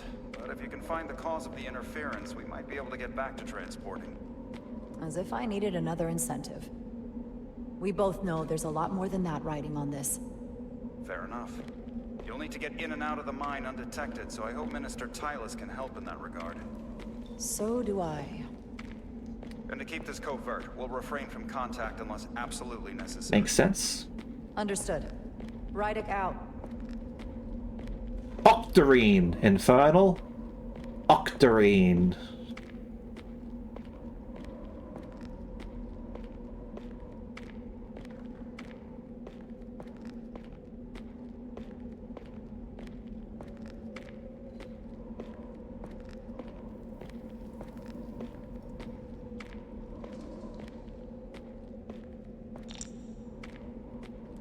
Branch, huh?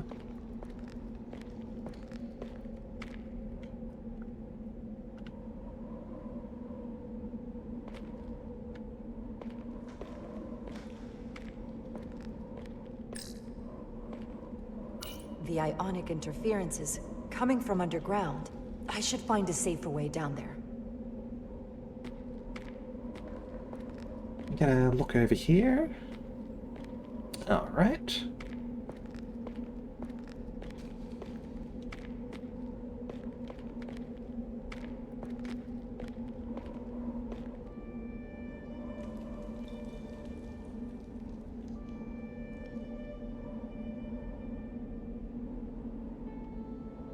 Go say hello to our friend.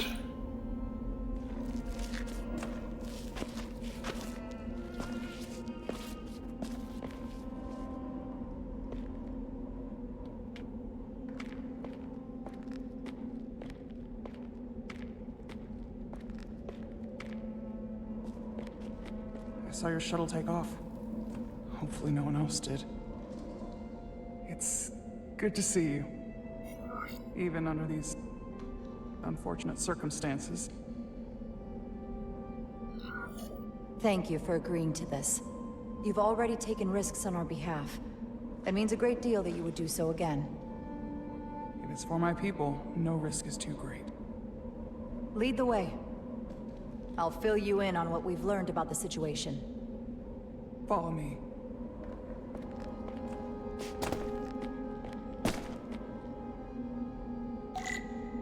The device Galvin and Sidron brought back from the mines is being used to control some sort of warp disruption weapon that has the Resolute trapped in Hotari space. According to our readings, the power source for that device is on this moon, at the specific coordinates I sent you. That sounds impossible. But explains the rumors of the Hotari controlling the Ionic Storm. She's fine, Infernal. We strongly suspect the device was created by an ancient empire known as the Takan. The Takan? Once the most powerful civilization in the galaxy. But they've been gone for over 600,000 years. It's hard to believe there's something like that on Tau. Which is why I need proof. If we find hard evidence that Galvin and his allies are hiding dangerous Takan technology, I can convince the Federation to let us intervene. Understood. We're almost there.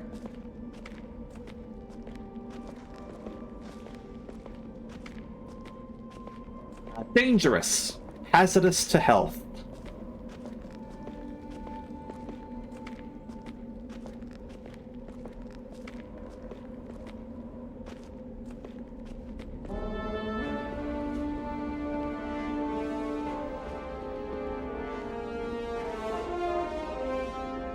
That's the mine? Prospect 614 North, Subdivision 20. It's enormous. Just one of the thousands across Tau. The pride of Hotari. How do we get inside? The structure that circles the mine has entry points for transporting equipment into the lower levels. They're guarded, but nothing I can't get past using my authority. Well, that's good to hear. As long as you can avoid being seen, I should be able to talk my way past any miner. And provide a little distraction for you in the process. How do I avoid being seen? You don't use the door.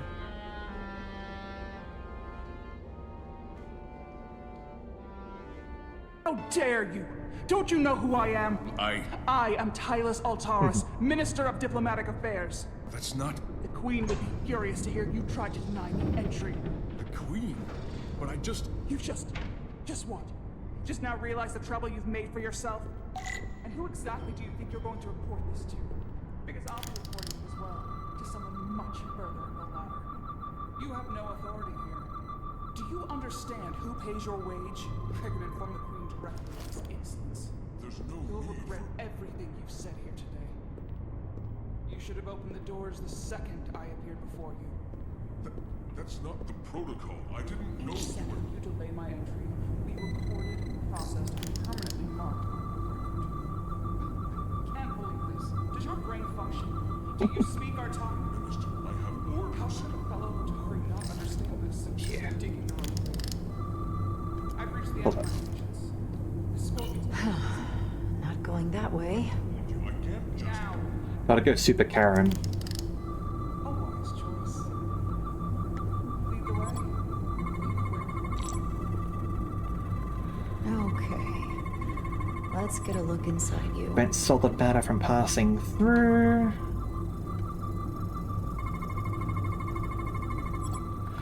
Component focusing the pattern of the force field. Signal receiver that controls field activation. Full system access. Let's see if I can just... Bingo.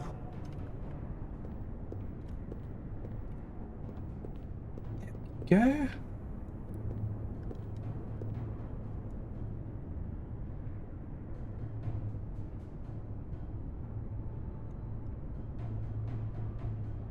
Better hurry. Not sure how long she can keep him busy. Full on red alert. That's later.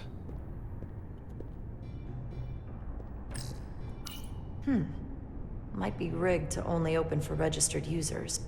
No control panel here. I should take a look with my tricorder. It's probably on the...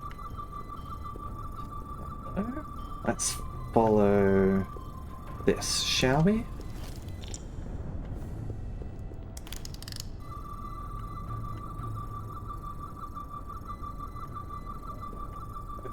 There, I guess.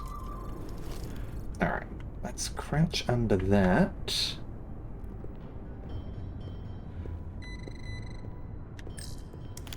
Oh, hold on. Might control the exit door. Need to see inside it. Something in here is keeping that door closed. Probably a lock. Rent solid matter. Component that processes DNA scans of those that attempt to enter the door. Does not store records, used only as a trigger for activation. Contains records of personnel with access to this facility. There we go. Should remove the security check on the door.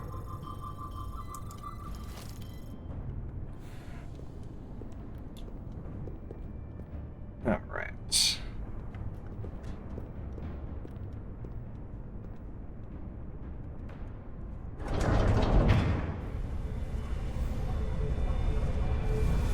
Track the beam, track the beam. Does whatever track the beam does.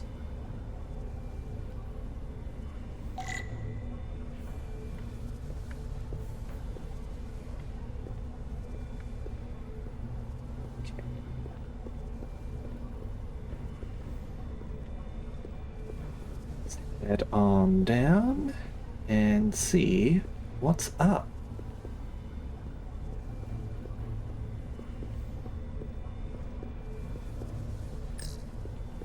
Vault. I didn't come here to educate an imbecile on royal protocol. Of course not, Minister. So I will be about my business here, and you will take yourself out of my sight. Yes, Minister. Just doing my job, Minister. There you are. You really let that guy have it. It worked, didn't it? I'm used to having to throw my weight around.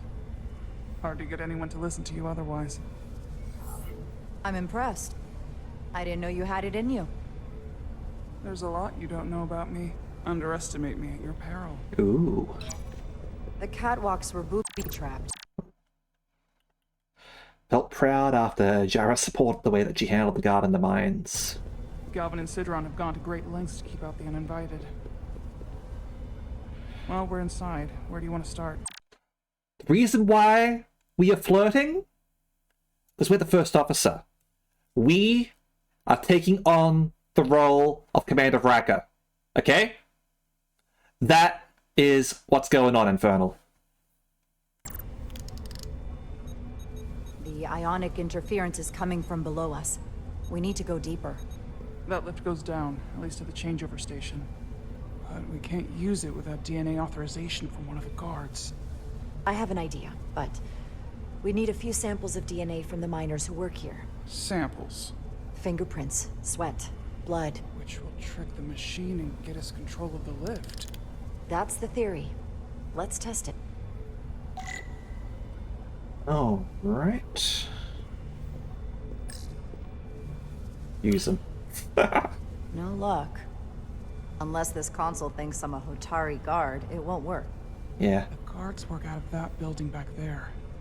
Might have some DNA. Yeah, don't worry, I'll check. Do you think we could just find a way to climb over this? Possibly. But the console on the lift itself is locked by the same system that locks this ramp. No shortcuts, then. I'm sure you can figure something out.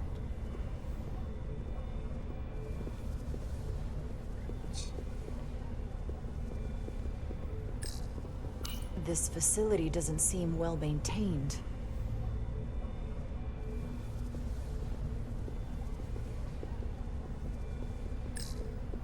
An Illidian console. All the managerial technology in the mines is Illidian. So they can keep an eye on their investment. That's how it is. There's DNA on this console, but it's only partial. I can't use this. Maybe because we're outside. The weather out here could dilute any DNA samples. What about inside that structure? That's where the workers spend most of their time. Good idea.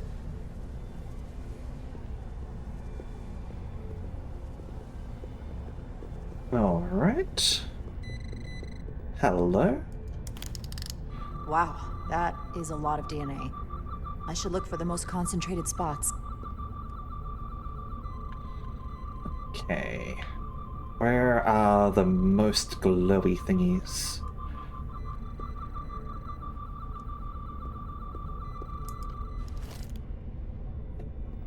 A bit further in. Oh. What's that over there? Aha! That seems like a good spot. Looks like coffee. Almost. I'll have some Ractagino when I get back to the ship. What is Ractagino?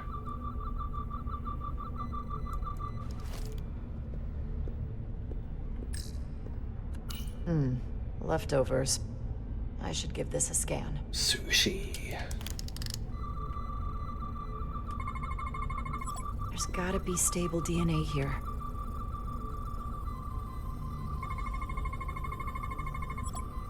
Saliva residue. Hotari saliva is viscous to accommodate their harsh diet. Dental prints of a Hotari male, 24 cycles in age. And Hotari food is often dense, allowing use of a single-pronged utensil. That's a stable DNA sample. It's only partial, but a few more should do it.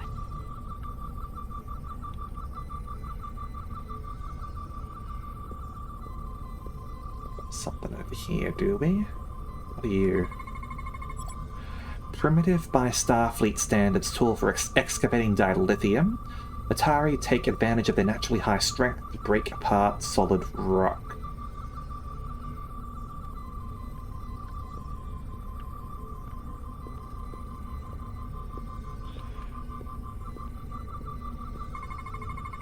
This'll work. Okay. Residual oil deposits reveal a distinctive pattern of ridges and valleys, consistent with a fingerprint belonging to a Hotari male approximately 36 cycles in age. Excellent. Detected the presence of cells shed from the outermost layer of skin, indicates recent contact with surface. Pattern of saliva consistent with a sudden burst of air from the nose and mouth, likely caused by environmental irritants. Sneeze. Good. That's another I can use. Just need one more sample. Not concentrated enough. I should try somewhere else. Okay. Shiny. I can use this.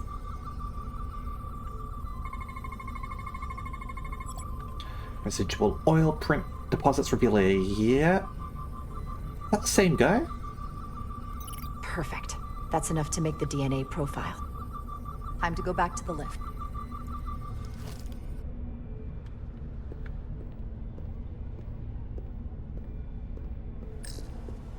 You're not coming inside?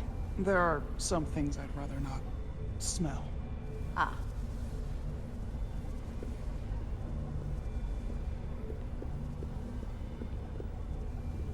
Alright. What's in all these containers? These contain mining supplies, tools, energy packs for machinery. Shouldn't mining supplies be inside the mines? It is troubling. If the workers here aren't mining... And do they have anything to mine right now?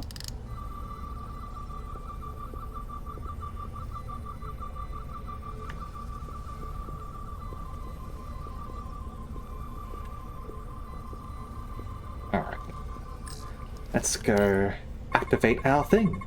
Hey Bella, how you going? It worked. Theory proven. I'll get it started.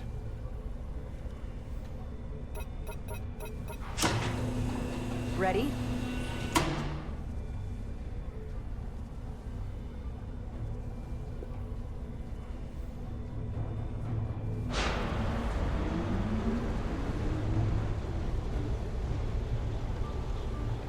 a little afraid of what we might find down there.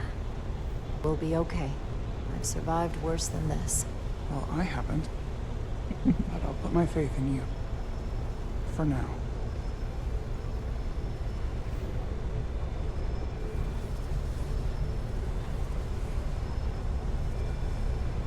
It's very glowy. Stay back. There's a guard at the station. You'll have to hide.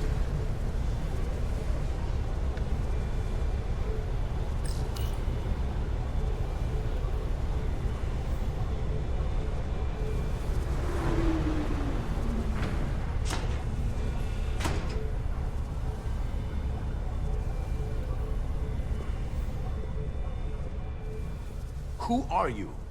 What are you doing here? You watch your tone with me. I'm Tylus Altaris, Minister of Diplomatic Affairs. I speak for the Queen herself. This is a restricted area. No one gains access without the approval of Galvin or Sidron. Wait. Jues Gawad Abawencha.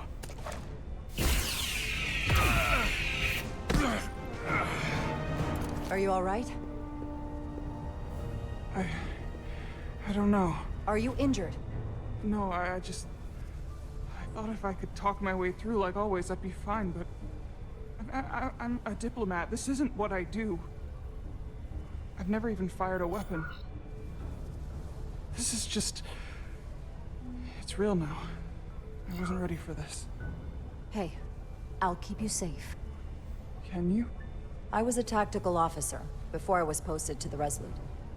I know my way around a phaser. You saw how I handled our large friend here. I suppose that is somewhat reassuring. My authority has never been challenged like that. Yep. Shaken by our encounter with another guard, grateful for Jara's leadership and experience. It meant nothing to him. So we should assume any Hatari we encounter from here on can't be reasoned with. Agreed. The only loyalty they have down here is to Galvin and Sidron. Can you switch over the lift? The guard should have a scan card that will allow us to operate the switch.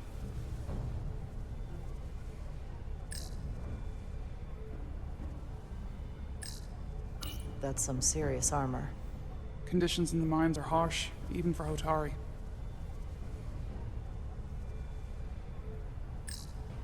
An Illydian disruptor. I assume the miners took weapons from the Illydians before they fled the mines. That explains some of how the uprising happened, but not enough. Should we take it with us? No. My phaser is more efficient. Unless you want it. Oh no. Weapons aren't my thing.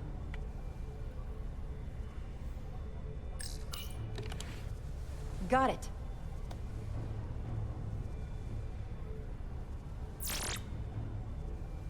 He's not dead, is he? Stunned.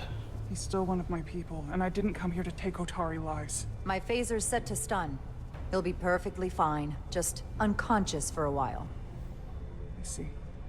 We don't have that sort of technology on our weapons. Good to know.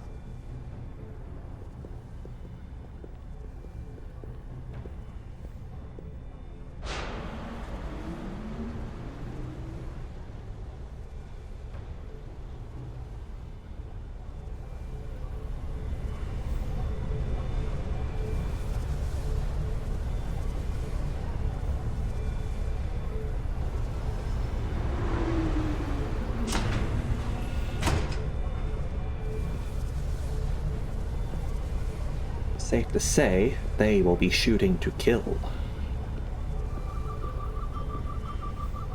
The energy readings are emanating from this tunnel. It's sure to be guarded in there. Stay low and follow my lead.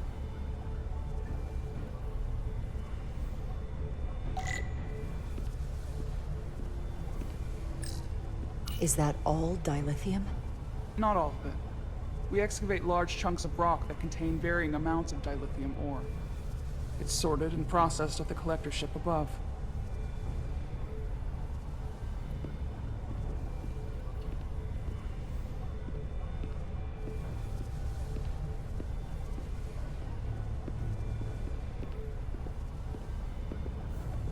See where we're going now. Hopefully there aren't any flying drones to spot us.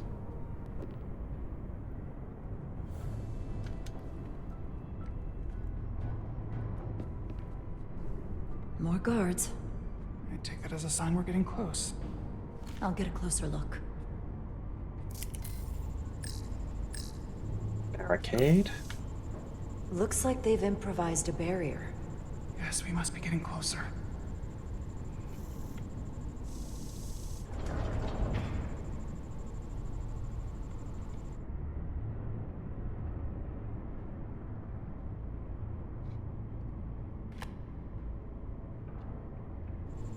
That seems important. We need that particular card, don't we? I'm afraid so.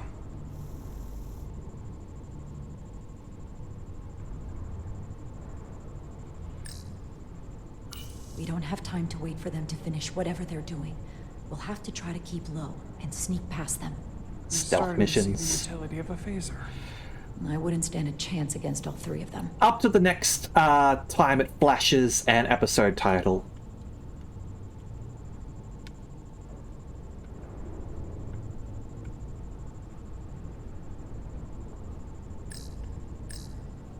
Can you open that door?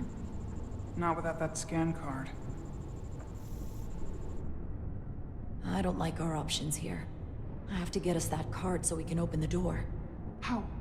If they detect you, Galvin and Sidron's followers are clearly willing to kill to protect whatever is in this mine. Hey, I'm trained for this. I'll be fine. What should I do? Avoid being seen. Stick to the edge of the room and meet me at the door.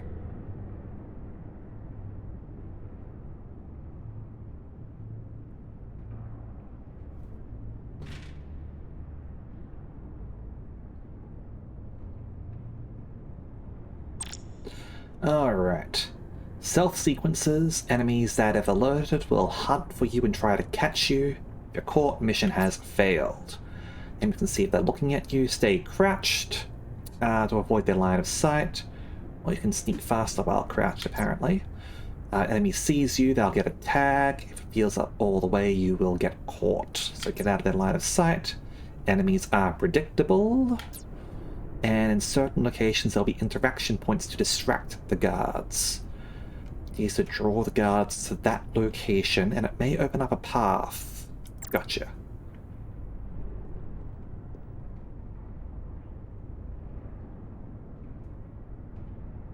Oh. Got you over there, apparently.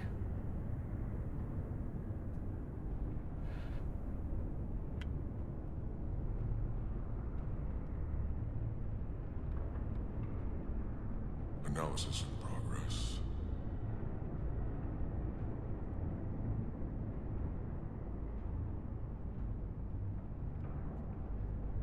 Guard. Let's see where he goes. There's a guard over there too. Technology is such a hassle. Get across. The Lydians won't try something else. They saw our power. Our resolve. They're terrified of us. Until the plan is complete, we're vulnerable. Then get back to work, and we'll complete the plan more quickly.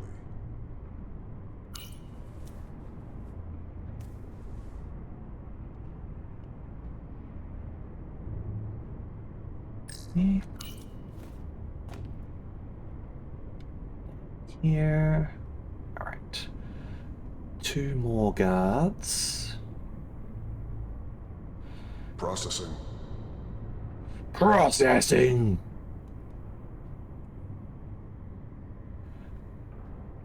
Okay. You go over to there. It's just a matter of time.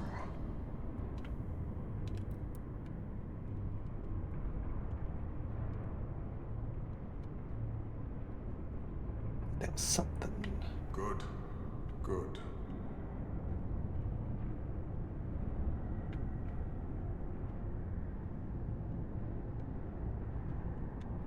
Get down there first. Alright. Oh. Well, you're making me get a drink, so Game is good so far, though. It's quite nice. Give me a moment.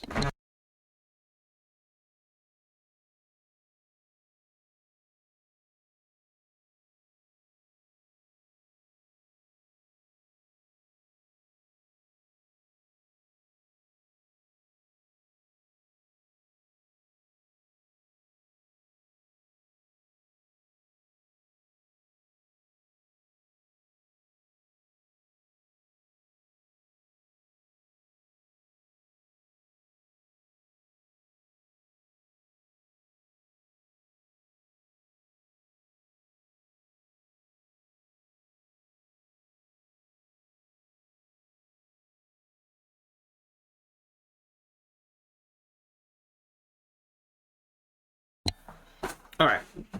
I have returned. Let's stretch a little bit.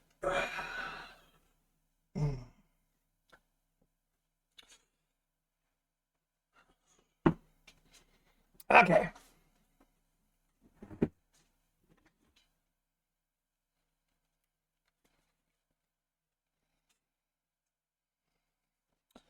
And let me do that.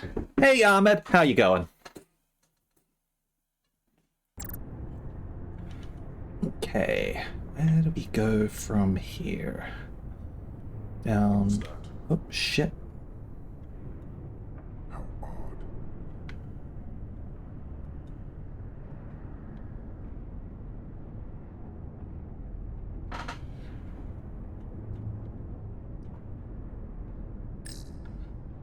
Okay.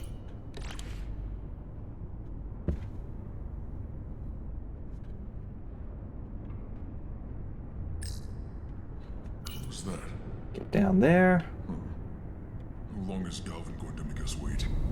I'm not worried. He's led us well so far. It's a miracle we're even here. We've been waiting for so long. Patience, brother. We'll get our chance. It's inevitable after all. Then it is. I'm doing quite well, thank you very much for asking.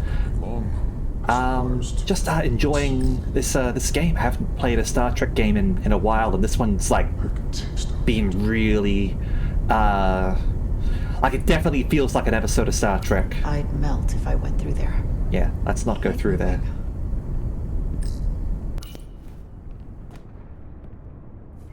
I've got no idea, to be honest. Maybe it's something that you did like a while ago or something like that, when I was streaming something that you wanted, and maybe you just sort of like forgot. Like I know I've certainly got people that I'm following that I don't recall, to be honest. I did list you as a first-time chatter, admittedly, so maybe you were just sort of like lurking before? I don't know.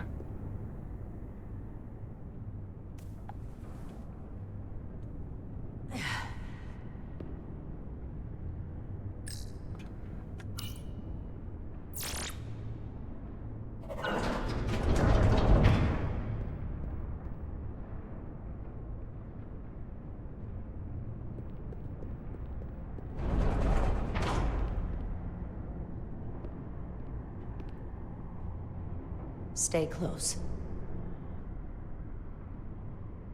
That looks like blazes. Stop! What? Motion sensors. Mm-hmm. They'll trigger an alarm. We'll be found. Invisible to the naked eye. They could be anywhere. How will we get through? X for tricorder, right trigger to scan. Oh.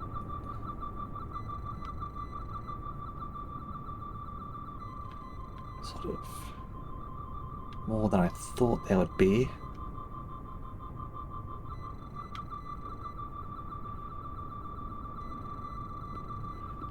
Okay.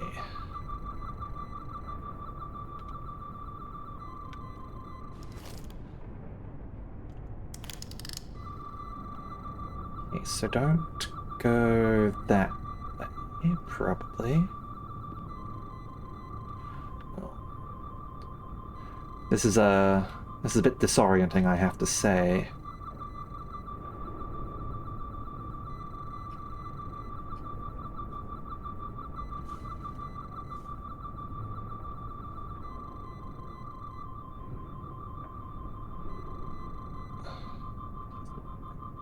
there.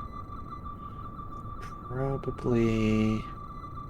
Let's head this way. And be careful of that laser.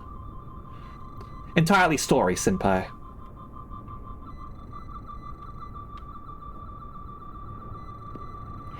You do make, like, dialogue choices, certainly, but you don't pick what you look like.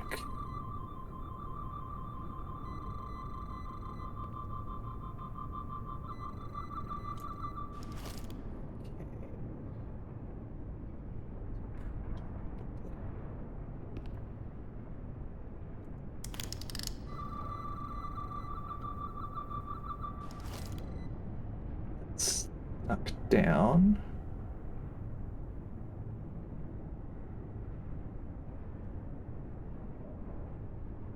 Head around here. Honestly, this is easier than the track order. Okay. Got one across there, huh?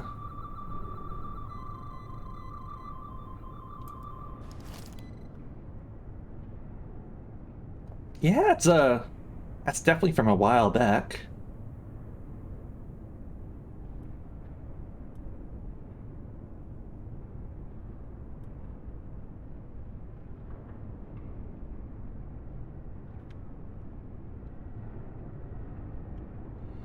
Okay. There we go.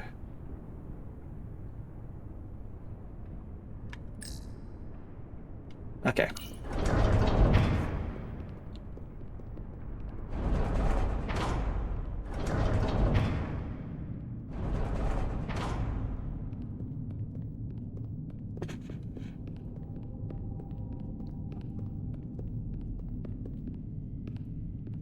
I'm not familiar with that person. No, Ahmad. Sorry.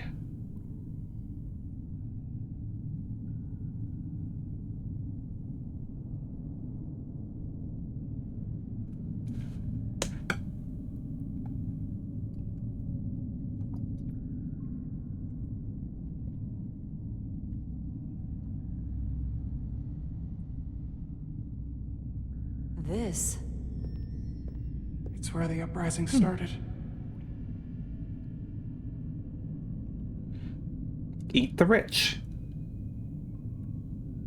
You have only nothing to lose but your chains.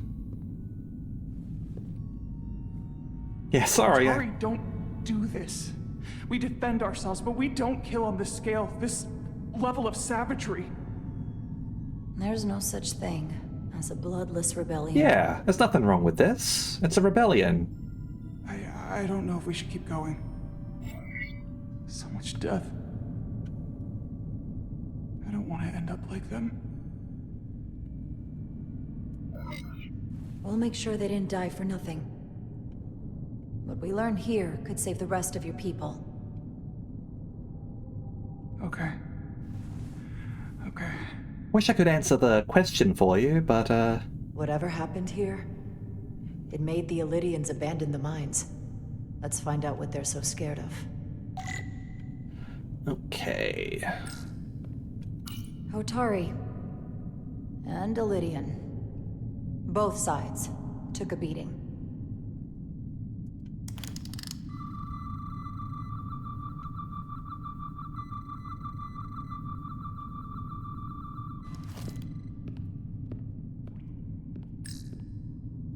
The Hotari fortified the side of the room opposite the door.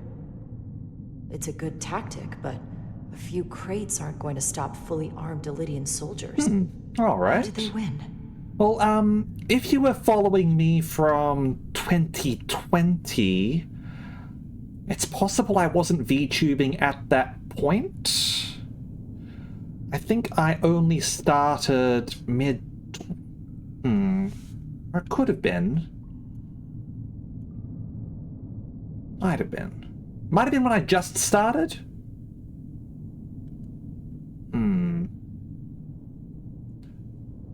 Yep, that's probably when I just started.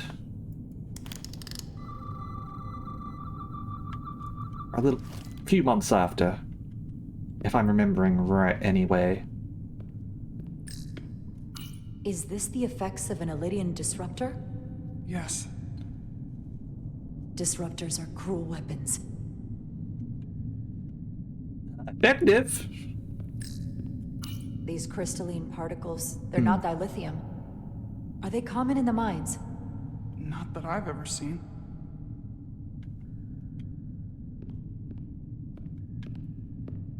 Yeah, okay.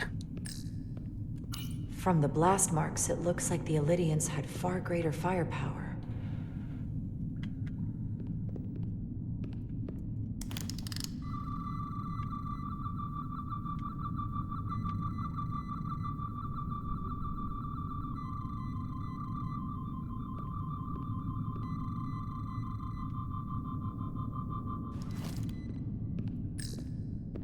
Footprints. Elydian boots. Running back the way we came. Like, officially... Oh, Great Ace Attorney. Wasn't that after 2020, though?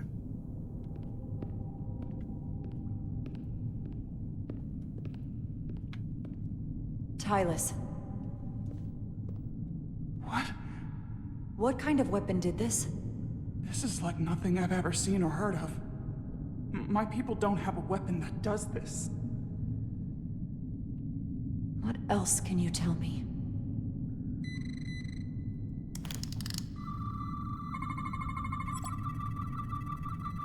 What's going on here? Crystal growth of unknown origin lodged inside the Elydian's skull, amidst low levels of tetrametric radiation.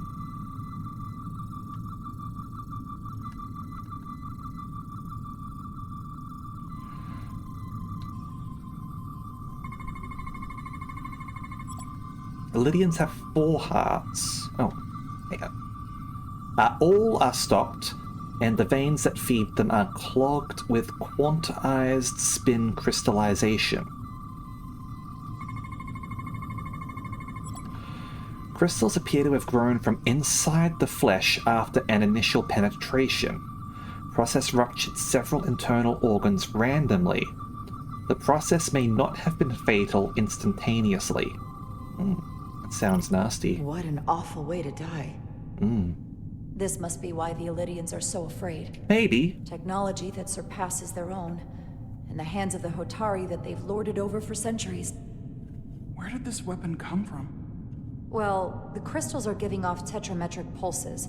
If I set my tricorder to search for that frequency, it'll lead us right to the source. Okay, visible. Yep, lead the way to scans. 4 green lights on the left will fill to indicate the tricorder is facing a source of radiation. Gotcha. Give me a moment. Yeah, could definitely be that as well. This makeshift barrier forced the Elydians to enter from the service corridor, creating a choke point. Quite the advanced tactic for a species that's never waged war.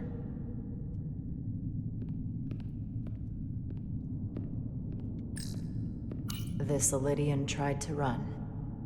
They didn't let him. And... check for radiation in a bit. So it's stuff to examine. The Elydians shot to kill. But if they killed him, why was he shot in the back? Yeah, no problem, Ahmed. You're right. The shot came from the side the Hotari were defending. We don't kill our own. And he wasn't just caught in the middle.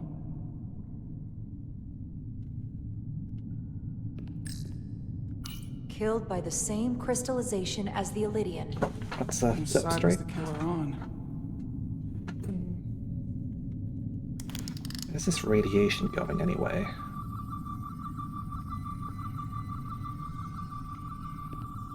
Probably leading us that way, huh?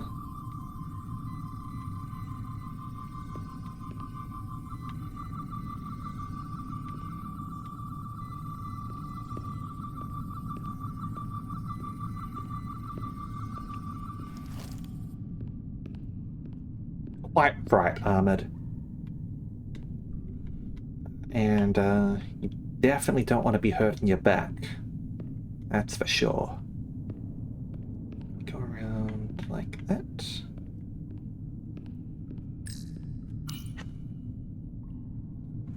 Tylus, you may not want to look down there. I've come too far to...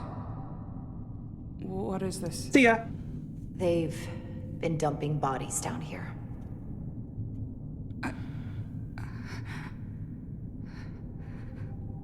Unforgivable. Galvin and Sidron will be made to answer for this. I mean, it's a rebellion. You act like there isn't violence during a rebellion. I'll look at that in a bit. More of these crystals. Another of my people dead.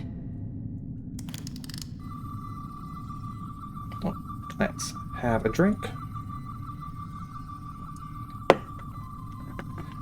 And a stretch. And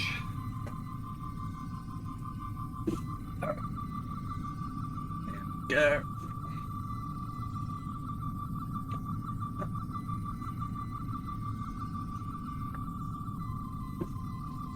Okay.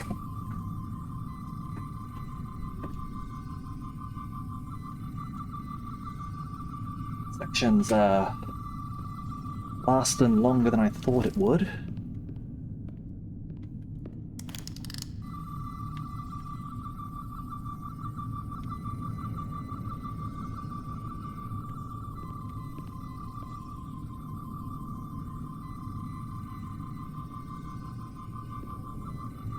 Here we are.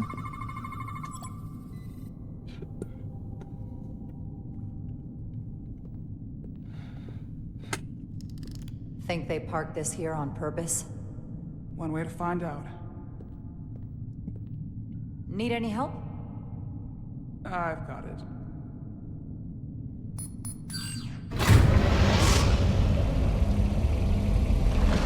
I'm feeling good.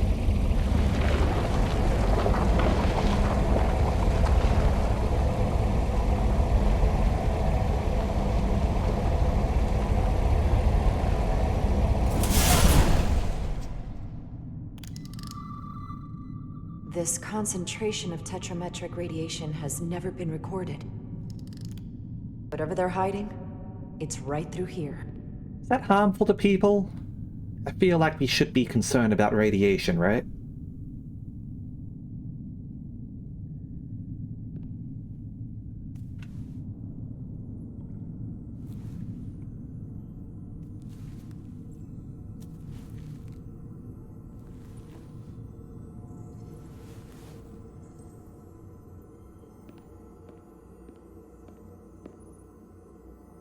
This feels strange. The crystals are increasing, growing outward, replacing the soil. It's like an infection. A parasite. Growing inside Tau. I mean, by that definition, like, are plants parasites? I mean, some of them are, certainly. What's wrong with crystals growing? I suppose you don't want them to grow inside people. It's not gamma or X-ray, so it's probably fine. This is definitely not Hotari.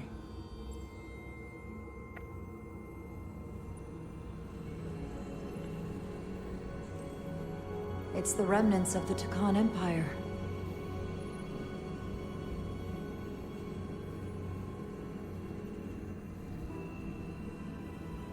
I don't think we should be here. This is exactly where we should be. Every strange thing we've seen in this system, it might all come from this room. We need to learn everything we can.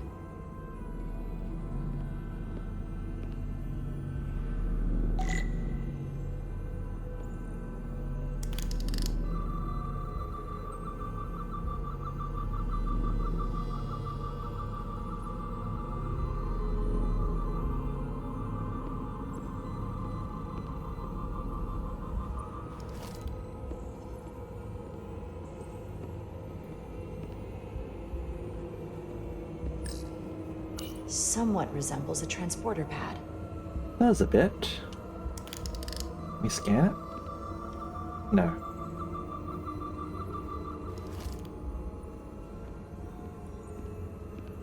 I'm pretty sure like the Tetra stuff means that there is some gamma radiation here.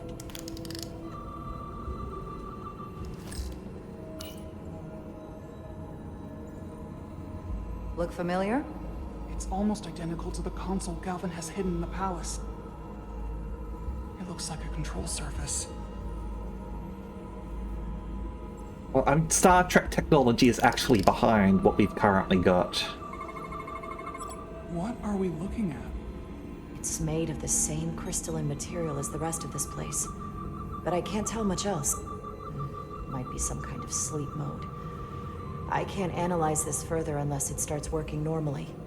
Maybe we can turn it on from somewhere else. Hopefully. Let's keep looking around.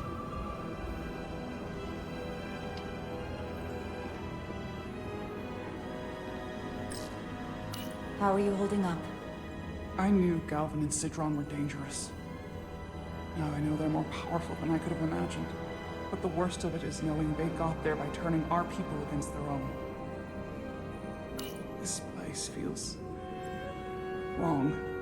I'll get what I need, and we can get out of here. Thank you. Is it too, convenient that we found this place unguarded? There's an old Earth saying about never looking a gift horse in the mouth. What's a horse? Never mind. Doesn't the universal translator convey that into like a creature that you would find familiar?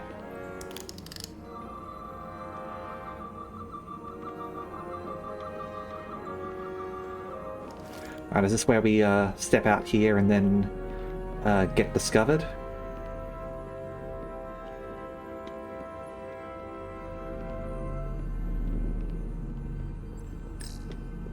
Can your device read this? It can roughly translate the words, but we don't have enough Taconian language on record to understand how it's structured. Oh well.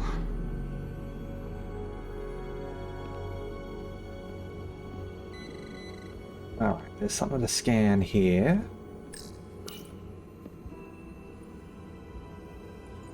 Looks like some sort of replicator.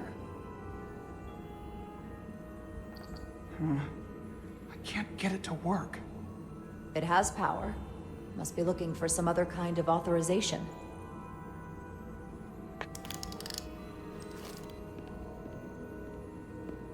Alright. Let's scan you.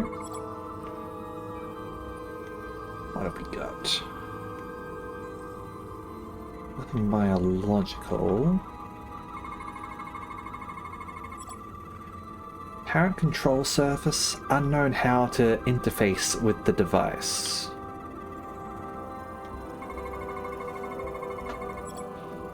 Quantized spin crystallization. Resembles a weapon in form. May have been used on the victims in the mines. Focuses energy to perform replication of matter. So it's like a replicator, except it only works with crystals, and you can form it anywhere, maybe?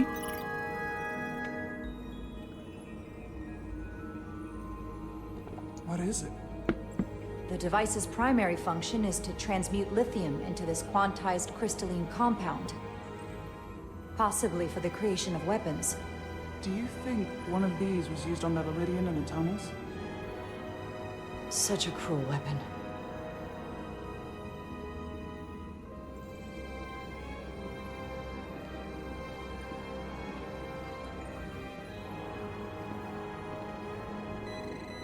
Oh, there's something else to scan.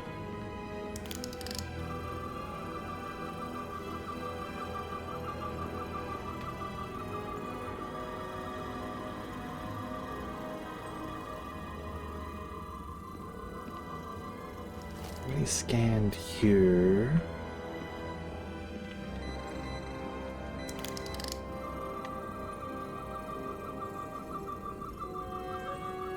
It's not here.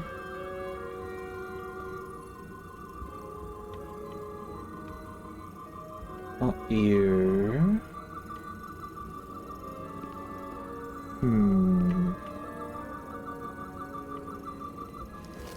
walk over here, it peeps at me. You? You?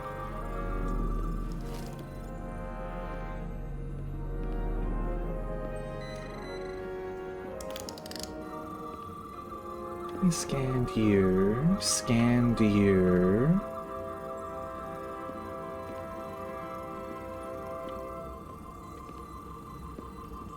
Scanned you.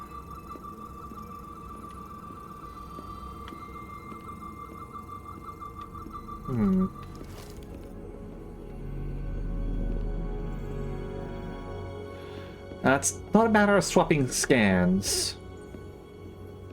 Like, it automatically does that for you. I think it's over here. I think it was just beeping for the stuff that I'd already seen.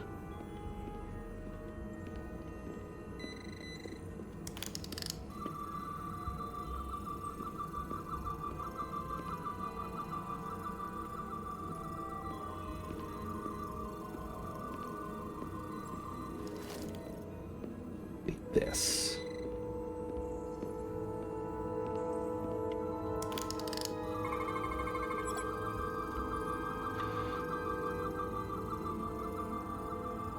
Nothing chemical here.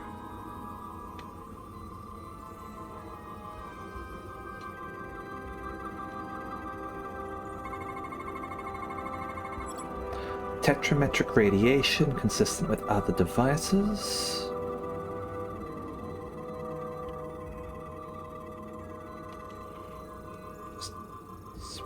On over. Oh, that's work. Empty and full slots are differently constructed. A solid matter change form. Radically complex crystalline device, purpose unknown. This suggests there's some type of complex life form contained within each crystal. Life form? There's something alive in these tiny crystals? That's what it says, but hard to imagine how that's possible.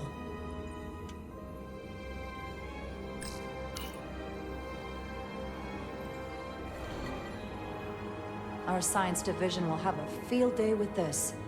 We need to study it on the ship.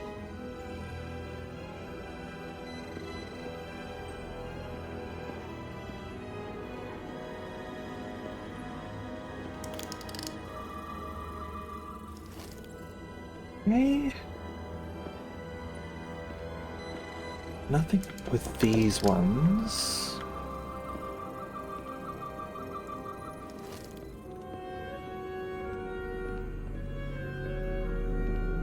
Yeah. Wonder if the crystal, like, took control of our security lady girlfriend. Okay, still more here, apparently.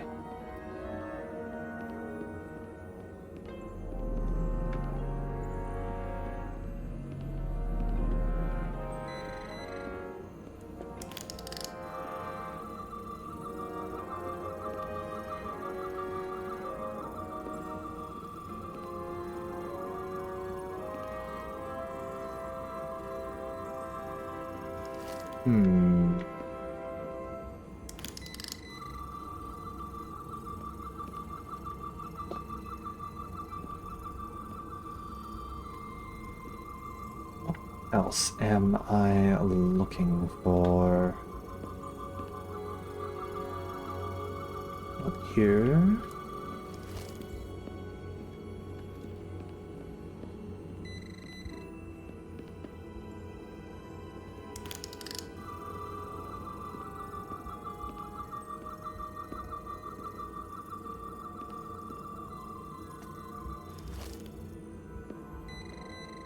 Head back to the middle. What if we put the crystal in the middle over here, perhaps?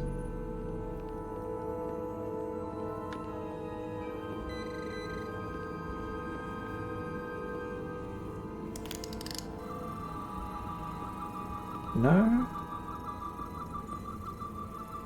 All right.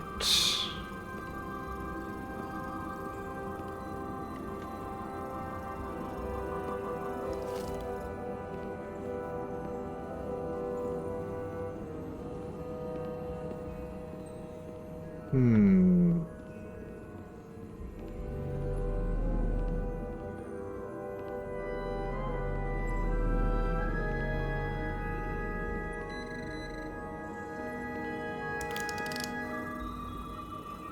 And you.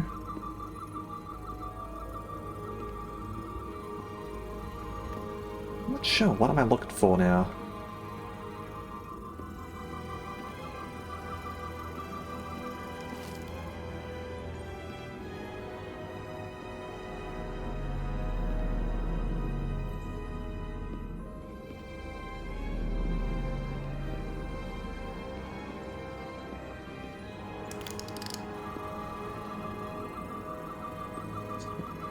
Inactive. So what, gotta activate it somehow?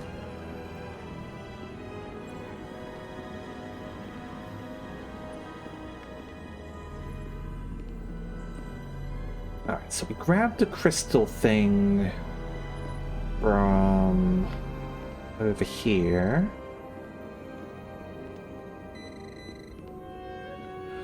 Like there's these empty ones here, which means they're probably not in use or anything. I keep on hearing like beeping stuff.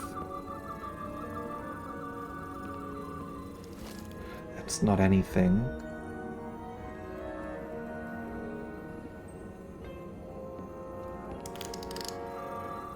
Was it like removed at some point?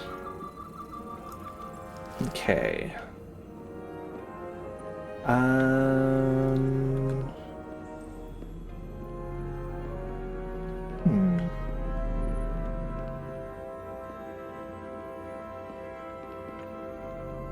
What does the game want from me?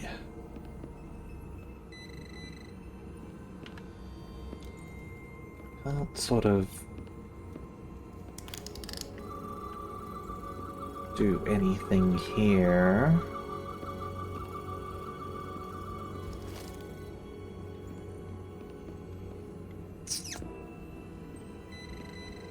Kind of lost, I have to admit.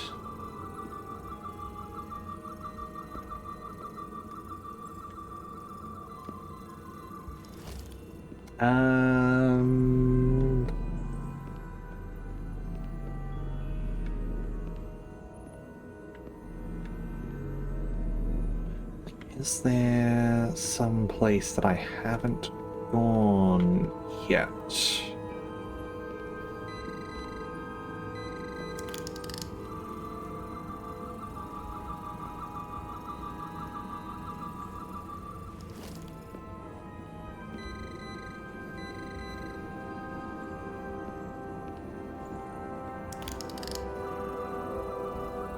Yeah, we've got that. Let's scan the console again.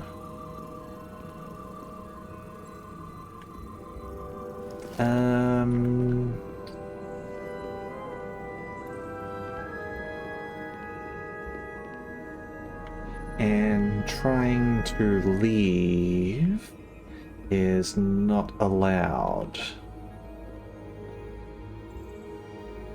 What am I missing?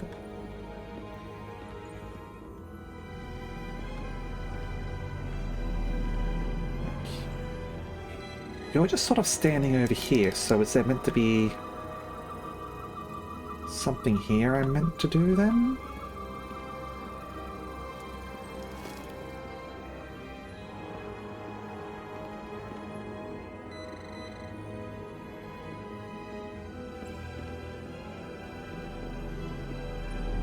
You're not...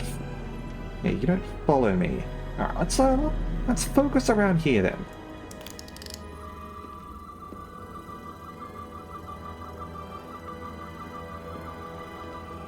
Like, you follow me around here, so... What's up with this place? Like, we've scanned you, taken a crystal.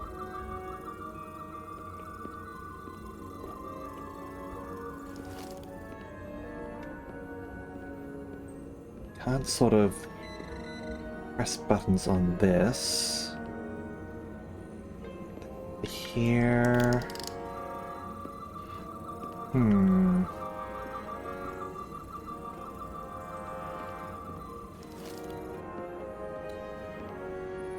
Is the game broken? Have I... like... missed a trigger of some sort?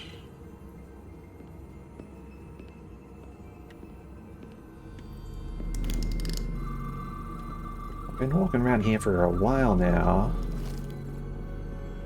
and I haven't found anything. You just stand there instead of doing anything else.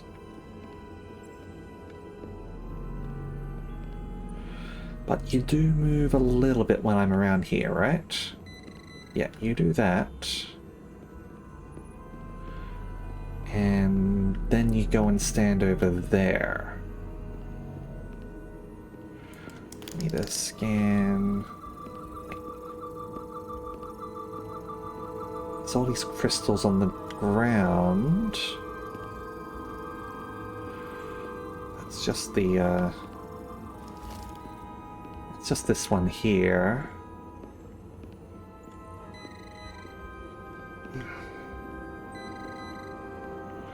Just a single one here.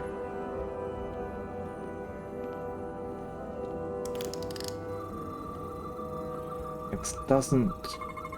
well, now it's letting me frickin' scan it.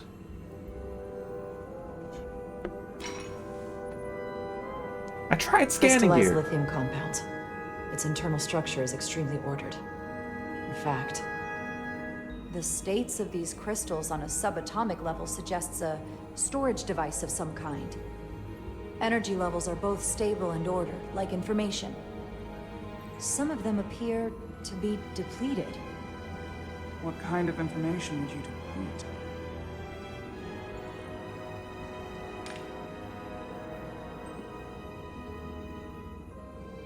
Alright, here we go.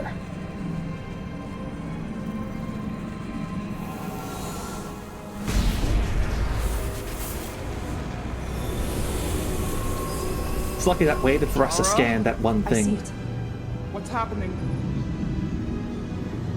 Someone turned it on. There's no one here. Maybe the device I saw in the palace can send a signal? If that's the case, we may not be alone for long. Let's hurry.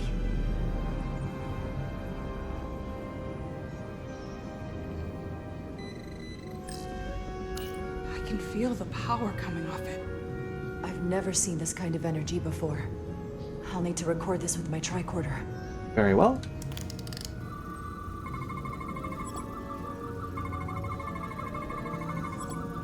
Control surface, lacking any markings or input devices.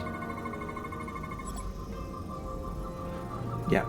Internal construction defies known laws of physics. Looking for biological scan. Radiation scan. Here we go. Electromagnetic radiation flowing upwards to other parts of the chamber, levels too diluted to record.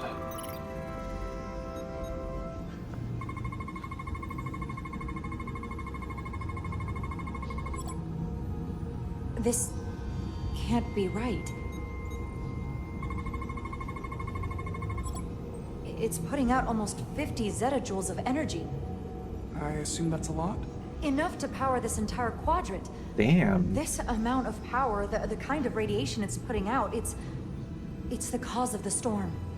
The warp disrupting beam, all of it.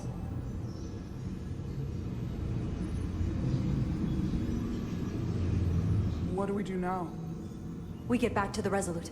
They have to know about this. Come on, let's... Yep.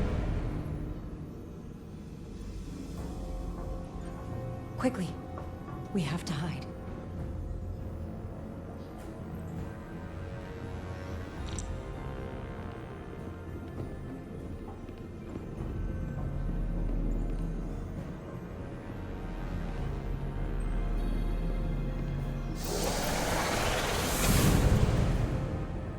This is outrageous! I demand you let me go! No need to complain. You're about to receive a gift beyond your wildest imagination. Crystal possession. If anything, I consider it an honor.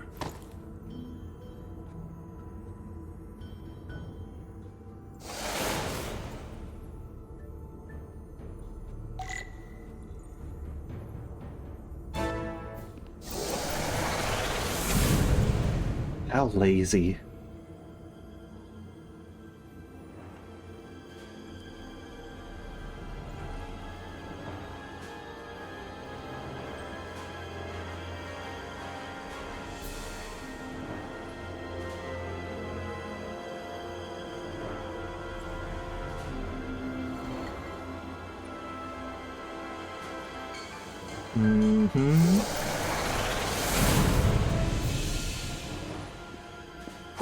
What is that? What are you doing? You'll see soon enough. I can influence the course of the negotiations. I can make sure the Hotari get the better end of the bargain. So can I.